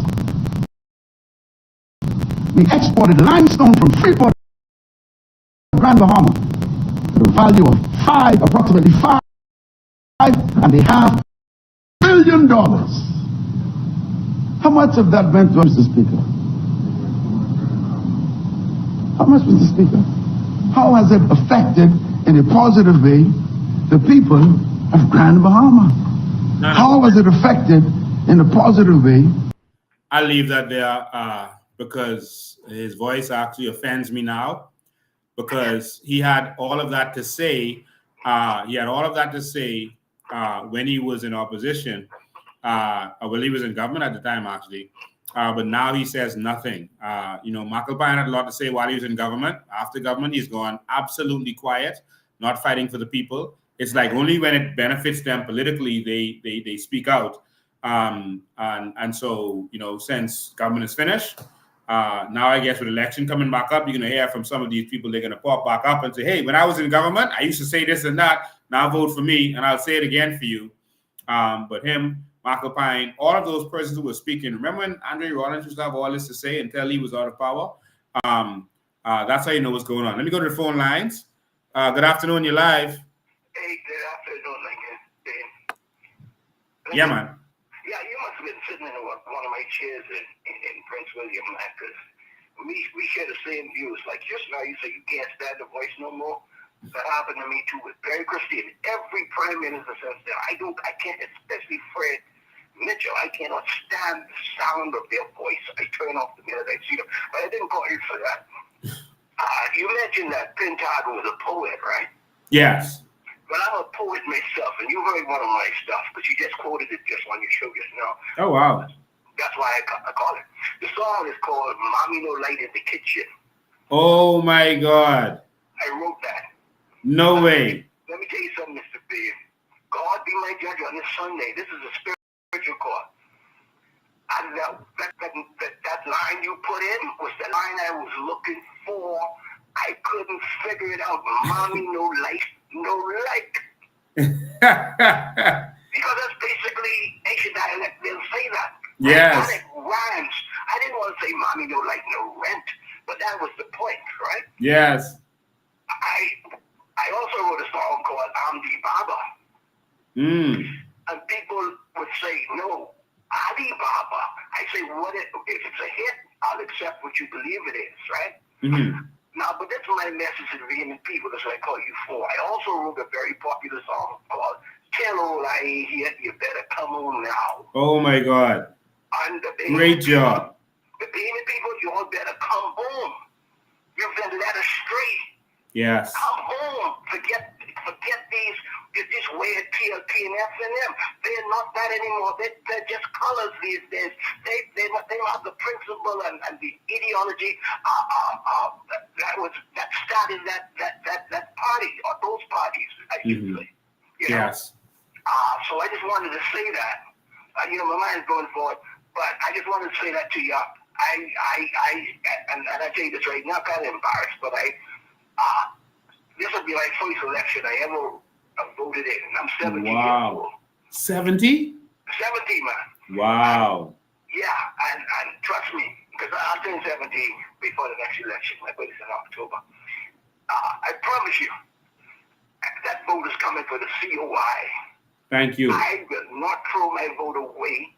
And even if they say it's thrown away, I'll throw it away 100 times before. Because if I could suffer at 70 like this, I could suffer on. I don't care if any PLP or FNM hear this. I really don't care. I mean, I care enough for the country to try again, but I don't care how they feel about me. But people say, oh, they recognize my voice. A lot of people know who I was already in position on the country, but I really don't care, man. I put my neck out there this time, because if we don't get this election right, just like Trump and this lady across the street, this whole world can change right in front of us, and they'll not be able to do anything about it. But in the Bahamas, it'll be over. I don't know, America could bounce back, but the Bahamas will be over. And you know why? Because the same song said, "Mommy no light in the kitchen" is the Haitian song. But I'll leave it right there. Wow. All right. Thank you for your call, man. I appreciate it. Okay. All right. So, ladies and gentlemen, I was looking for the other document I have, but I changed the file. But it's on our documentaries. If you go into the finale, the last with the documentary that we did, you could actually see the customs document that actually shows how much customs gets for it. I moved the file from another live when I showed it, but I'm going to show you this other document here. I don't think we put this on when we did that documentary. And here you can see the declaration. This is Morton Bahamas Limited. All right. And this is showing how much salt they take out of the country. And so the salt, they call it crude salt. And you can see the quantity they were taking out. And this is in tons. Units is in tons, short tons. And so that's 44,319. So it's really in tons. This is about roughly 50,000 tons. All right, 50,000 tons. All right, of thing. I mean, they put a little value on it of $494,000, right? So that's the value they put on that. But the value really is $300 million. So this is how much tons they're taking out. This showing you this is how much tons of salt is being carried out of this country every time that ship comes. Every week when that ship comes, that's what they're taking out. Now they're put lower value than just like the value that Vaughn Miller just quoted, where they said 5.4 billion. No, that's the raw value they put on it, which is nothing. That's not what it sells for after. All right. That sells for much more. It could sell for 10 times as much, which could be 54 billion. It could sell for twice as much. It will be basically 11, 12 billion. And so it could sell for more. But this here, they did the same thing. So they put a lower value on it. They're taking $300 million, but the value here is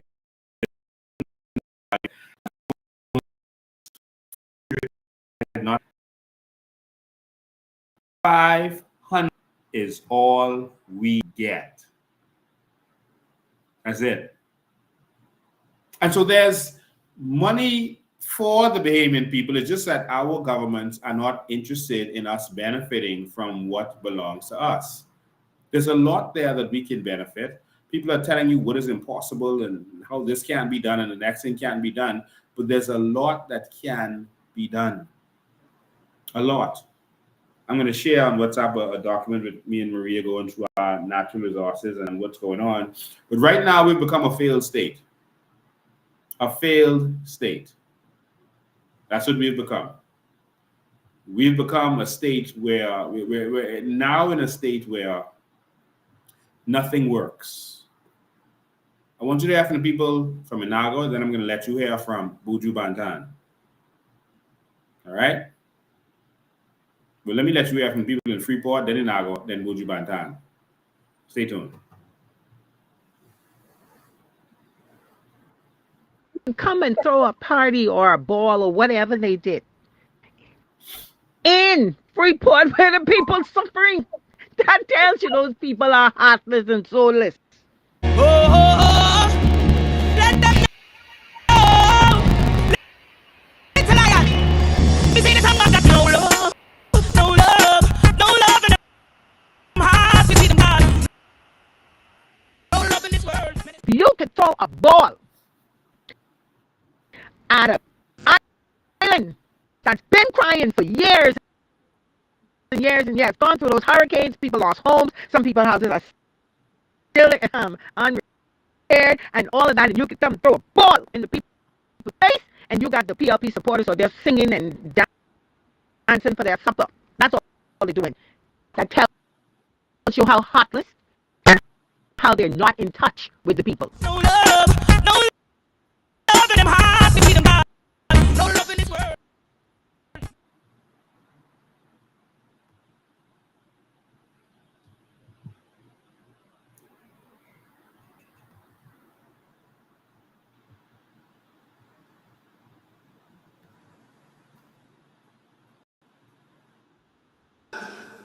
Then we got MP.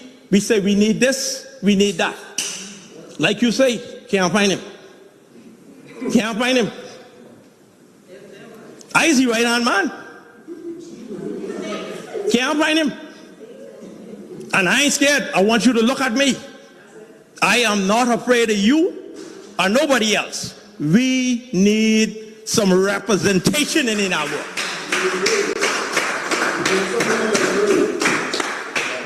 And how great get like that? We used to tell him what to do. This one here, when you talk, nobody listen.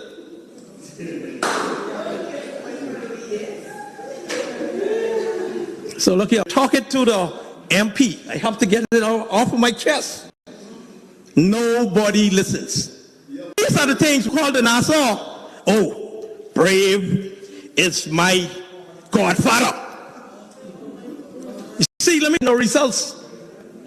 We are sick, tired, and fed up. Inagua need some changes. So look, who we talking to? It's cheaper we go join them Haitians? Because we was talking to them. This is almost 3 years now. I can tell you all right now, nobody in Inagua make $1 or $1.50 yet from the PLP getting power. That's right, this is me, Leopold Malik's talking to you. It's a crying shame what we're going through. But I don't want to talk all in here. We've been treated too bad in this island. Our stuff is costly all around. Everything comes from Nassau. We have to pay freight. We have to pay VAT. We have to pay extra on everything. So time for this to change. Inaguans deserve better. We deserve better.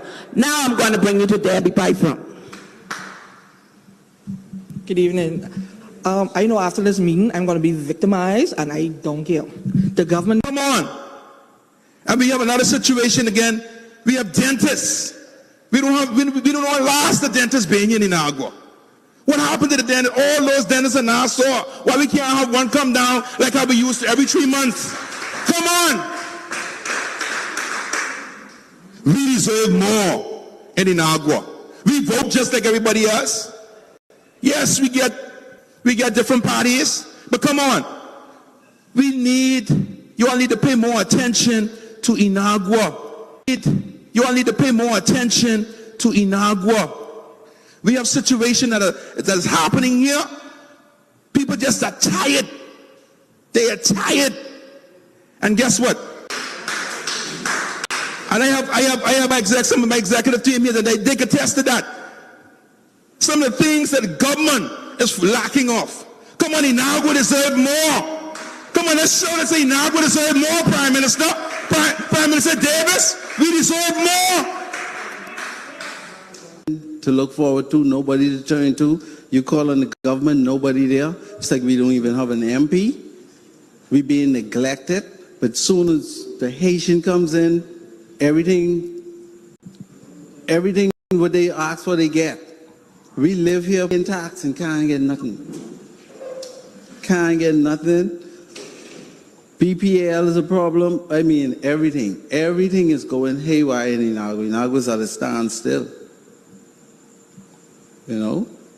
And we need the government to please come and answer some of these questions we have for them, because we have no MP. We see no MP. You know, you promise us the school. There is too much problem in Inagua. They have no plan for Inagua. And the government need to come, because in the next 2 to a year and a half, they'll be here knocking on this door, and they sure nobody gonna open up to them. Left or right, I don't call no name. You know, you all know who's left or right. Who's elect them? You nobody checking for the government no more, because they ain't checking for us. Okay. Wow. Wow. Wow. Wow. The country has devolved into a complete and utter failed state. And there are persons who, I'm going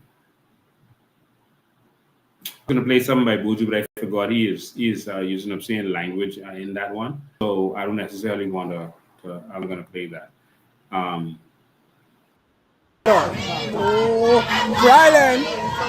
Brylan, we deserve it.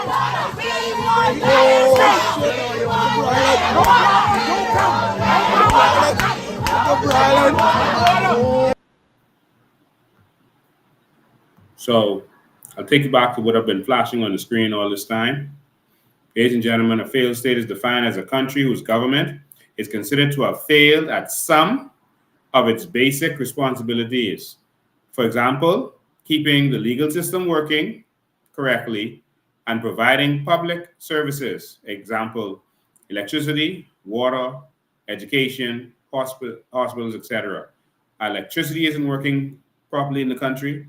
Water isn't working properly in the country. Education is garbage. We're going to talk about that in a minute. We were supposed to hear from some persons, and I was waiting. I was stalling for them, but I'll do that in another live. Some persons whose children have been going through the system. Last thing I'm going to say to all of you today, I want to touch on. I was just waiting to give them a chance to call in. I was going to bring them on live. A lot of the people in the Montel Heights area are saying that their young men are being put out of school. It's almost, they feel like they're being targeted.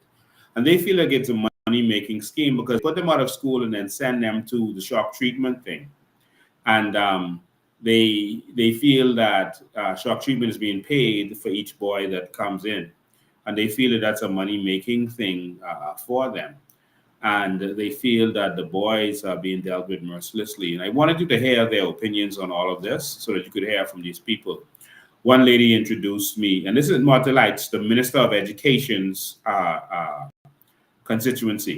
She's Anglican, and Montel Heights is an Anglican. So the boy has a B+. He got all B+, they said. And he, you know, some boys targeted him. He defended himself. He ended up getting expelled. And when he's in grade 10, and he should have been going in grade 12 now, but he was put out. He went to shock treatment. He got beat up. He feel that he was assaulted. They said he was all swollen up, and so you know, she was advised, to not send him back there. She went, did a police report, got a doctor's report, and they get the doctor's report. They're loving getting the doctor's report. It was like it's a cover up. And so she, all of them feel like these boys are being expelled. So what do you expect them to do? Isn't crime going to go up when our young men are being treated that way, put out of school? Like so many of them are just on the streets, out of school, and they're saying that these kids are bad. And what the lady said to me was that they're saying that these young men are bad, but they're not in any problems. Since they were put out of school, not them any problems. They are working now, trying to survive, trying to make it out wherever they can, doing construction or whatever they can do. Some of them are put out of school when it's illegal to hire them, but they have to eat.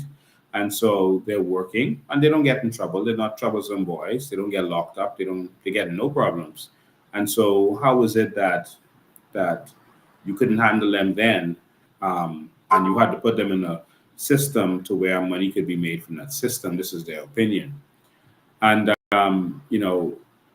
that's going to have an effect. When you bring in these foreign young men into our country, illegally in most instances, and they're replacing our young men with jobs, and our young men can't qualify for jobs because they can't graduate. They're being put out of school because we don't have a proper educational system to deal with them. And then you have this idiotic system. Glennisana Martin, I'm going to say this to you, and I'm going to say this to you one time. We have to get our educational system together, and we have to do that now. This system that they have in place is hurting our young people.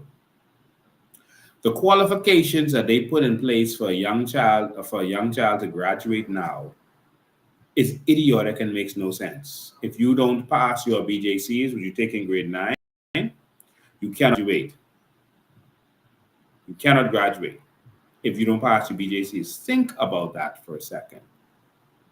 So if I can't pass my BJCs and I took it in grade 9, one, that shows the school system failed, not me. The school system failed me because they couldn't teach me how to pass the exam that they're giving me.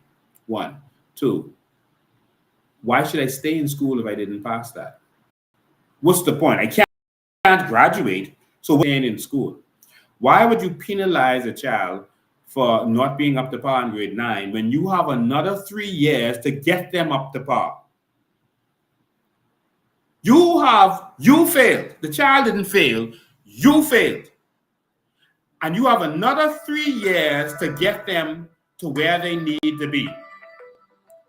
But you are making it so that they cannot graduate no matter what they do. If they get all A's 4.0 for the rest of the years, they can't graduate because they didn't pass the BJC back in grade 9. Call, I'm coming to you right now. Just hold the line. And the BGCSE, and this is idiotic. We know these PLP politicians like to call people idiots that don't believe in what they're talking about. But Glennisana Martin, this is idiotic. And you should have done something about this. The BGCSE, Glennisana Martin here. The BGC exams are a failure. Most people are failing that. What are we talking about? Let me show you how imbecilic this is. And I'm sorry for the strong words, but our children are suffering and our future is in jeopardy as a nation.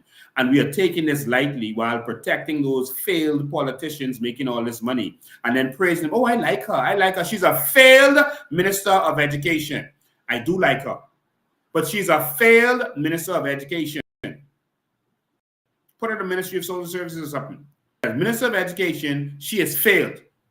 1, that rule should have been changed. 2, how could you get anything called, I'm coming to you in a sec, just hold on. How could you get anything other than a D average if you're starting off by many children are not allowed to take the extended paper? There's 2 papers for the BGCSE. There's the regular paper, the standard paper, and the extended paper. The standard paper, you can't get anything above a C. And if they let you take the extended paper, then you can get above a C. That's not guaranteed. You can get above a C. How stupid is that I'm taking an exam that I cannot get an A in from the break? If the children can only get a C, how could it be anything other than a D average? Why would you have an exam that I cannot get the ultimate in? There's some children who are taking exams. They might not have been good at doing their homework or et cetera, et cetera. I was one of them. My daughter's just like that. I was so busy doing so many things because I have a lot of gifts and talent. I was doing a lot of things. I was in track. I was doing martial arts, music, singing all over the place. But I wasn't really concentrating on homework and stuff. But you put me in front of an exam, I'm going to ace that because I have a high IQ. Okay? And so my daughter did the same thing in the US, and so now they're skipping her a grade. But because she just came and took a bunch of tests and extremely well in there. Some children are good at tests. I can sit down in the classroom and I hear the teacher say something, I'll never have to study that, because once I heard that once, that's in me. And you can see it by the way I can talk to you without using paper. But there are some children that can take exams well. Give them that chance. They still know the same amount of information. Give them a chance. Give us an exam where the child can get an A. So they will be deducted for whatever they did. If they didn't do their homework, then okay, good. But ACs, give them their A. On their BGCSEs, give them their A. Give them a chance. You are killing our children's grade and our educational system by making it so that they can only get the highest of a C if the teacher say so. Come on, man. How dumb is that? 50 years we've been at this. And we are praising failure. Let me take this call and I'll finish up. Good evening, you're live. Yeah, good afternoon, Lincoln. Good afternoon, Bahamas. First of all, let me say this. My heart goes out to the people in Bryland, the folks in Eleuthera, and the folks over there in Inagua. I mean, we all had an incident where BEC went off for a couple hours, and that was torture, and that was only one night experience. Wow. So just imagine what those 3 islands are going through. I feel their pain. I feel their pain. And let me just another thing I want to say. This situation in school where young men and young women having problems. Now, I speaking from my experience in school, right? Those students that are very slow, what they need to do is set up a program in these schools whereby they have a weight class, like teaching mechanics and electrical and carpentry and stuff like that. Because every young man and young woman have a gift, Lincoln, like you say, a gift and a talent. Now, thank God that's what saved me. I had a gift, I had gifts, I had talents, but didn't know until someone came to my rescue and encouraged me to move from where I was and out and learn a trade. So my trade that I took up was carpentry. Now, thank God I knew how to read and I knew how to write. But the other things is catching on, all these different things, and what the people, the youth back in the day, they could go and just learn these things and become good at it. But I was very slow, me and a few others in school. And thank God that was an example. A friend came to me and said, "Man, look, come work with me. I can teach you a trade." And now I went on that job, learned the trade. It took me about little less than 1 year to get things done, to learn some things and to go out and do it. You see? I think I have to say this. Some young men and some young women is good with their hands and not good in learning. You know, they do their stuff with their hands. So if we had programs in school to teach these young people when they come across them and find out, look at this person can't go nowhere, he ain't learning nothing. Take him and put him or her in a school of teaching how to do things with their hands. And I guarantee you, we would not have had this big problem in our country. That is true. With young men out they can't find a job because they get to do that job. You see? Yes. I speaking from my perspective, perspective. I was there. Yeah. And Yeah. now I have put myself out there, and people get to know me. And you know, and I am able to. I'm wishing for myself. Thank you, caller, but I got to run. All right. We appreciate you. Going on. Thank you, man. You know, he is correct. Call you live. Go ahead. I just had to call back in here. Let me tell you what happened in the education system. There's something called classification. You classify persons. This is what I think they need in the educational system. You have you look at a group of persons and you put them in different. When you classify them, you put them in different areas. For instance, everyone don't have the brain. Like what you said, some persons they can go an exam and just kill it. It's not that the persons who are, some persons go an exam wrong and they cannot pass the exam, but they really know it because when they get in that wrong, they get, really everything becomes fall for them. But what they need to do, this is a suggestion. What they need to do, Mr. Bain, we don't need no more school building, no more schools. What we need in this country is all the young men and young women. You teach, after you have classified certain, go through the group and classify them, you teach certain persons who cannot pass exams. I don't know why they want to give 9 and 7 BJCS or BGCSE. When you have all they need to teach to young men, English and maths, and teach them a trade. You put them into trade school after you have classified them, English and maths. And that's all they need. The other class, after you classify them, well, if they can pass 7 and 9 BGCSE and BJC, then you put them there. Everyone. The problem is, and the mistake, they try to put everyone in the same group. You cannot do that. Yeah. Everyone. You cannot do that. So what we need in this country now, we need more trade schools. And persons who don't have BJC or BGCSE, they don't need that. Once they operate in their common sense and they learn maths and English and put them in a trade school, we will have business in this country. We don't need the foreigners to come in here. And that's one of the problems. And so what we need, the young men, let me just say this again, Mr. Bain. When we talk about this shock treatment, that's a money-making scheme. College read them and Fox with paying talent. That's outdated. That's outdated. That's humiliating the young men. That's what they're doing.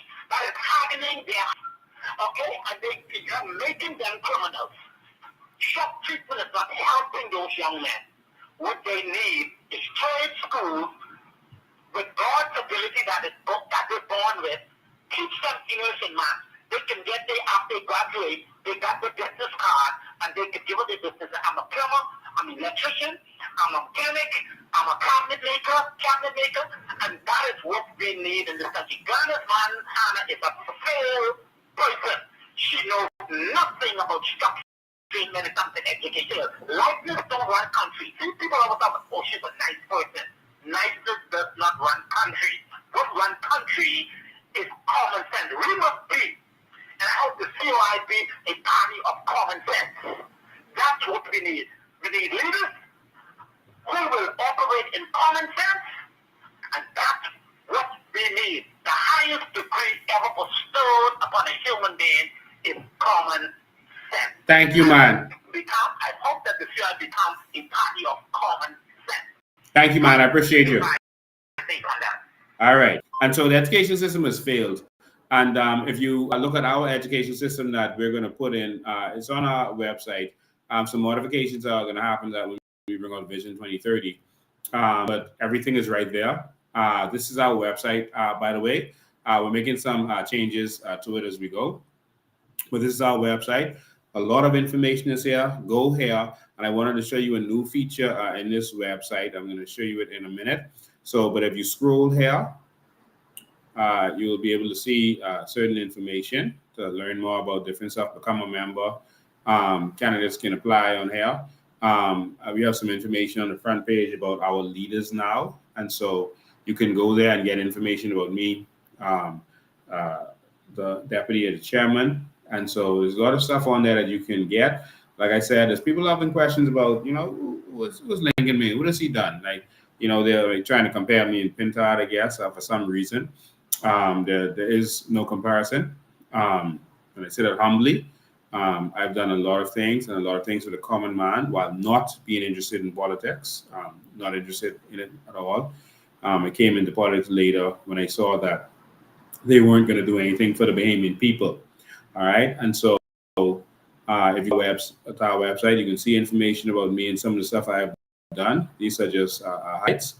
Here it talks about me. It introduces me, the political goals that I'm focused on here.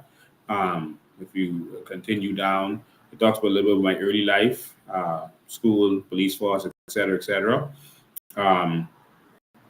Talks about career in business, industries I've been interested in. Empowering Bahamians, which is something that was a big part of what I've done over my life, the business boot camps I've done, the educational seminars that I've done. All of these are successful things, very successful things. Someone asked, what has he been a success at? We had a lot of successful businesses. We've had a lot of course, going into activism, you're going to be attacked, but I won't go into that. Successful seminars. Over 1,000 people came to the business boot camp. This is training people how to trade different things. Thousands of people were able to train, and a lot of people got certified because of that. We took people to China, very successful. Traveling around the world and speak, book writing, motivational speaker around the world. And so there's a lot of things that I've done. And there's no way we could put everything in there. Successful in entertainment, music, award-winning. Of course, we know that all of my radio shows are very successful, highly watched, probably the most popular while each one of them was out. TV shows, same thing. Controversy TV, Master You, was very educational. You could, people on here giving testimonies of what happened, their experience in these different things. So you can get me there. All right. But now there's another tab up here that I want you to see right here.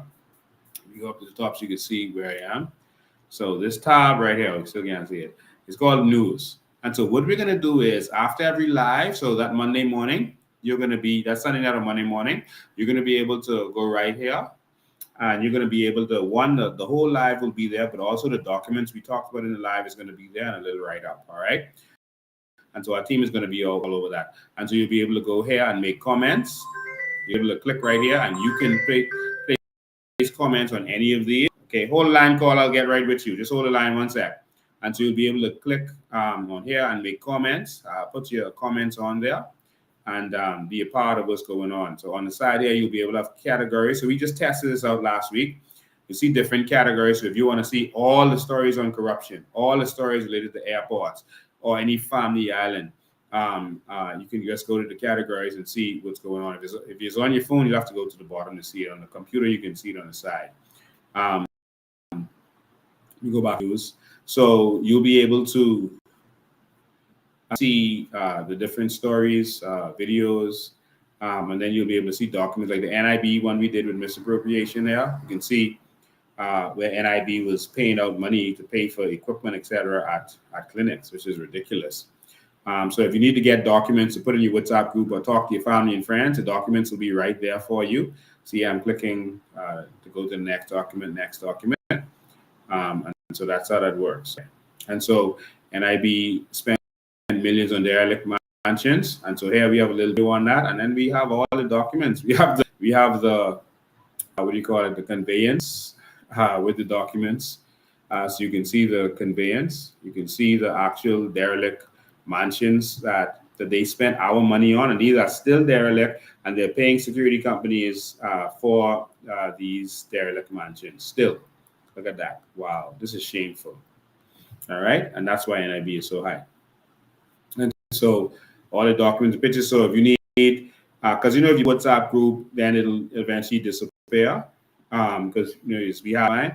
But this is a resource, so you're going to be able to come here and get all information that you want or you need. All right. So NIB in the executive page, so they did see the document right here. So that's what we're going to do.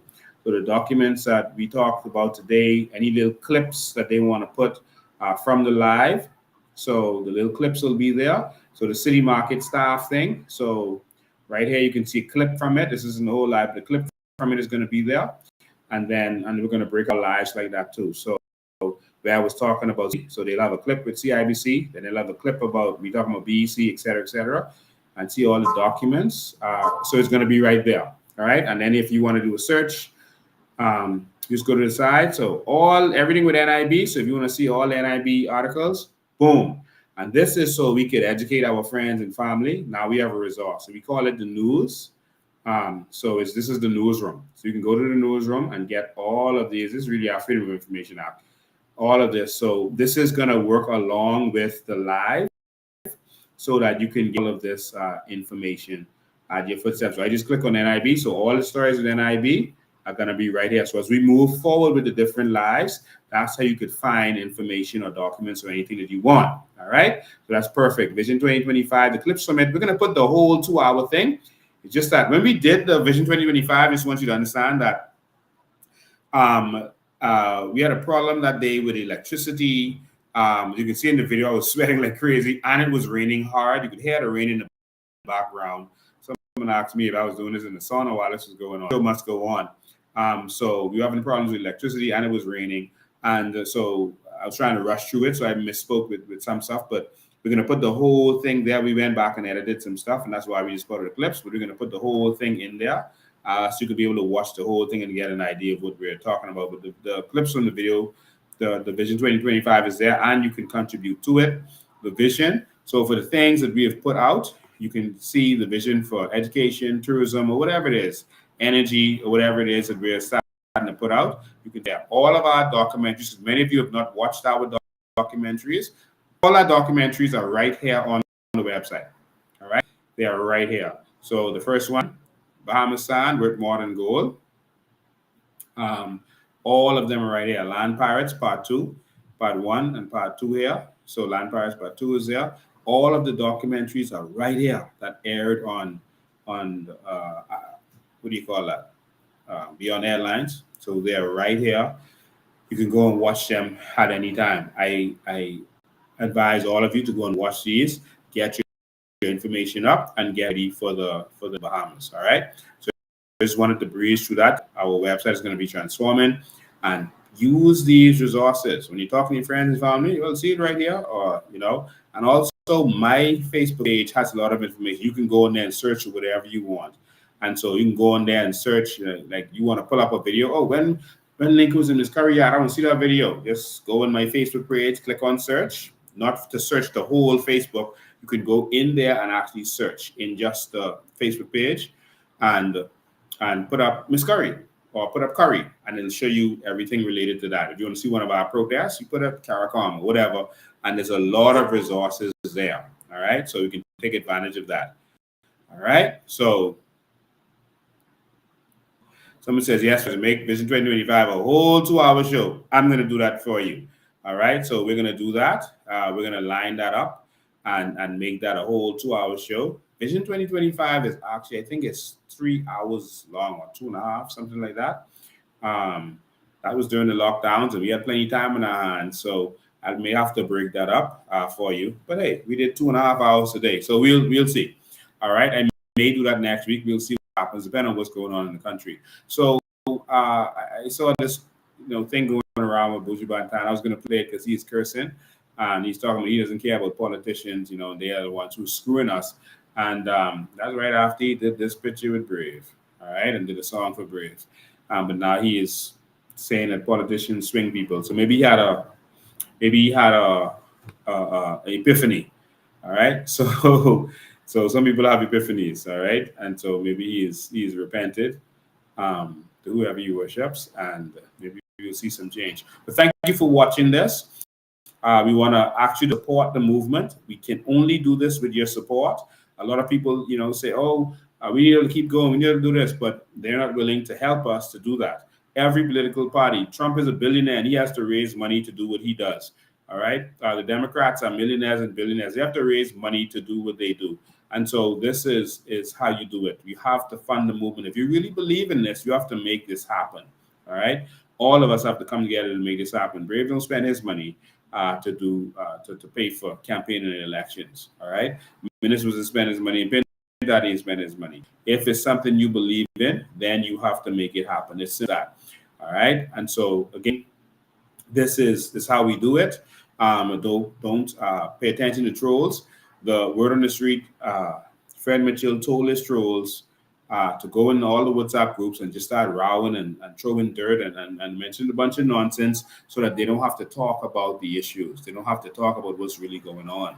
And so that's what they're doing in the groups, to get you to say, you know what, I'm not arguing in there with them all day, because they realize the WhatsApp is a very important medium of getting messages out there. So Fred Mitchell was smart, actually. And he went in there and told his trolls to go in there and just start rowing and cussing. And then the people who won't give information, they go in and say, man, they're coming out of them groups because they only rowing and cussing. And that's going to break up you putting the information out there. Don't run from them. You understand? Do not run from them. That is a political tactic to get you discouraged from fighting. Do not run. Go in them groups and ignore the nonsense they're running on with and put the fact. Talk about what's really going on. Expose the corruption. Someone says, why are you always talking about the bad the government doing? Let's hear about what y'all doing. We do both. We give vision. We answer questions. We allow you to ask us questions about what is going on. And so we do both. Our vision is on our website. You can go there and you can see that. And anytime you can call in and we can explain everything that's going on to you. We are working, and you're going to see our think tanks are going to ramp up again. We're just waiting for because everyone is traveling, for summer to finish. On top of that, get ready to see the candidates. I'll leave it there. We're going to start putting your people out to you. All right? It's time. We have to go and take this country back. And so when we begin to give you your candidates, we want you to come out and help them. Come out. Support them. Walk with them. Help them in every way they can. All right? So thank you for tuning in. We appreciate it. Now, this is that time of year where the politicians go into each community and degrade the Bahamian people by having them stand on line like they used to stand on lines in the 30s and 40s for government cheese. Stand on lines to get books and backpacks, etc. The fact of the matter is that's your money. So don't think the politician is nice or did anything for you. That's your money. All right? You gave that to them. That's your money. All right? And so they're not doing you a favor. That's yours and it belongs to you. So don't think that they did anything for you and your family. That's your money. Please remember that. All right? And so when you're paying them, go for the community, and two, their money. Jesus. And so we call on politicians to not take pictures of persons in order to embarrass them. We don't need that. We don't need you to brag that you took the constituency allowance to buy some backpacks and books, etc. And sometimes they get funding from persons who they gave contracts to. And then they say, yeah, I raised some money on the side. No, that's people you gave contracts to that gave you money from the contract in order to do that, to make you look good. All right? And so it's that time of year. If you have not, after 50 years, made it so that your people don't have to come in a line for books, for bags, you failed. And so this is the time of year where the PLP and FNM will show you that they are failures because the people have not advanced the way they should have. Ladies and gentlemen, the fight is on. They're going to tell you that I'm selling dreams, that what we are doing cannot be done. What we are doing is impossible. But gentlemen, they are having you live a nightmare. What do you have to lose? We need to change this country, and change is here. The prophecy will come to pass. So thank you all for tuning in. We appreciate it. We love you. This has been a long one. I'm going to see you next time. You know where I go in now? Ice cream. I'm going to go out by myself, look for some ice cream, and probably some KFC. That should be good. I just gave them free advertisement just now. How could I do that? It's really Bamboo Shack I go to on a Sunday. All right. They got the best peas and rice, best macaroni. They good. All right. So I'm gonna go get me some dinner and some ice cream and enjoy the rest of my evening. God bless you. I love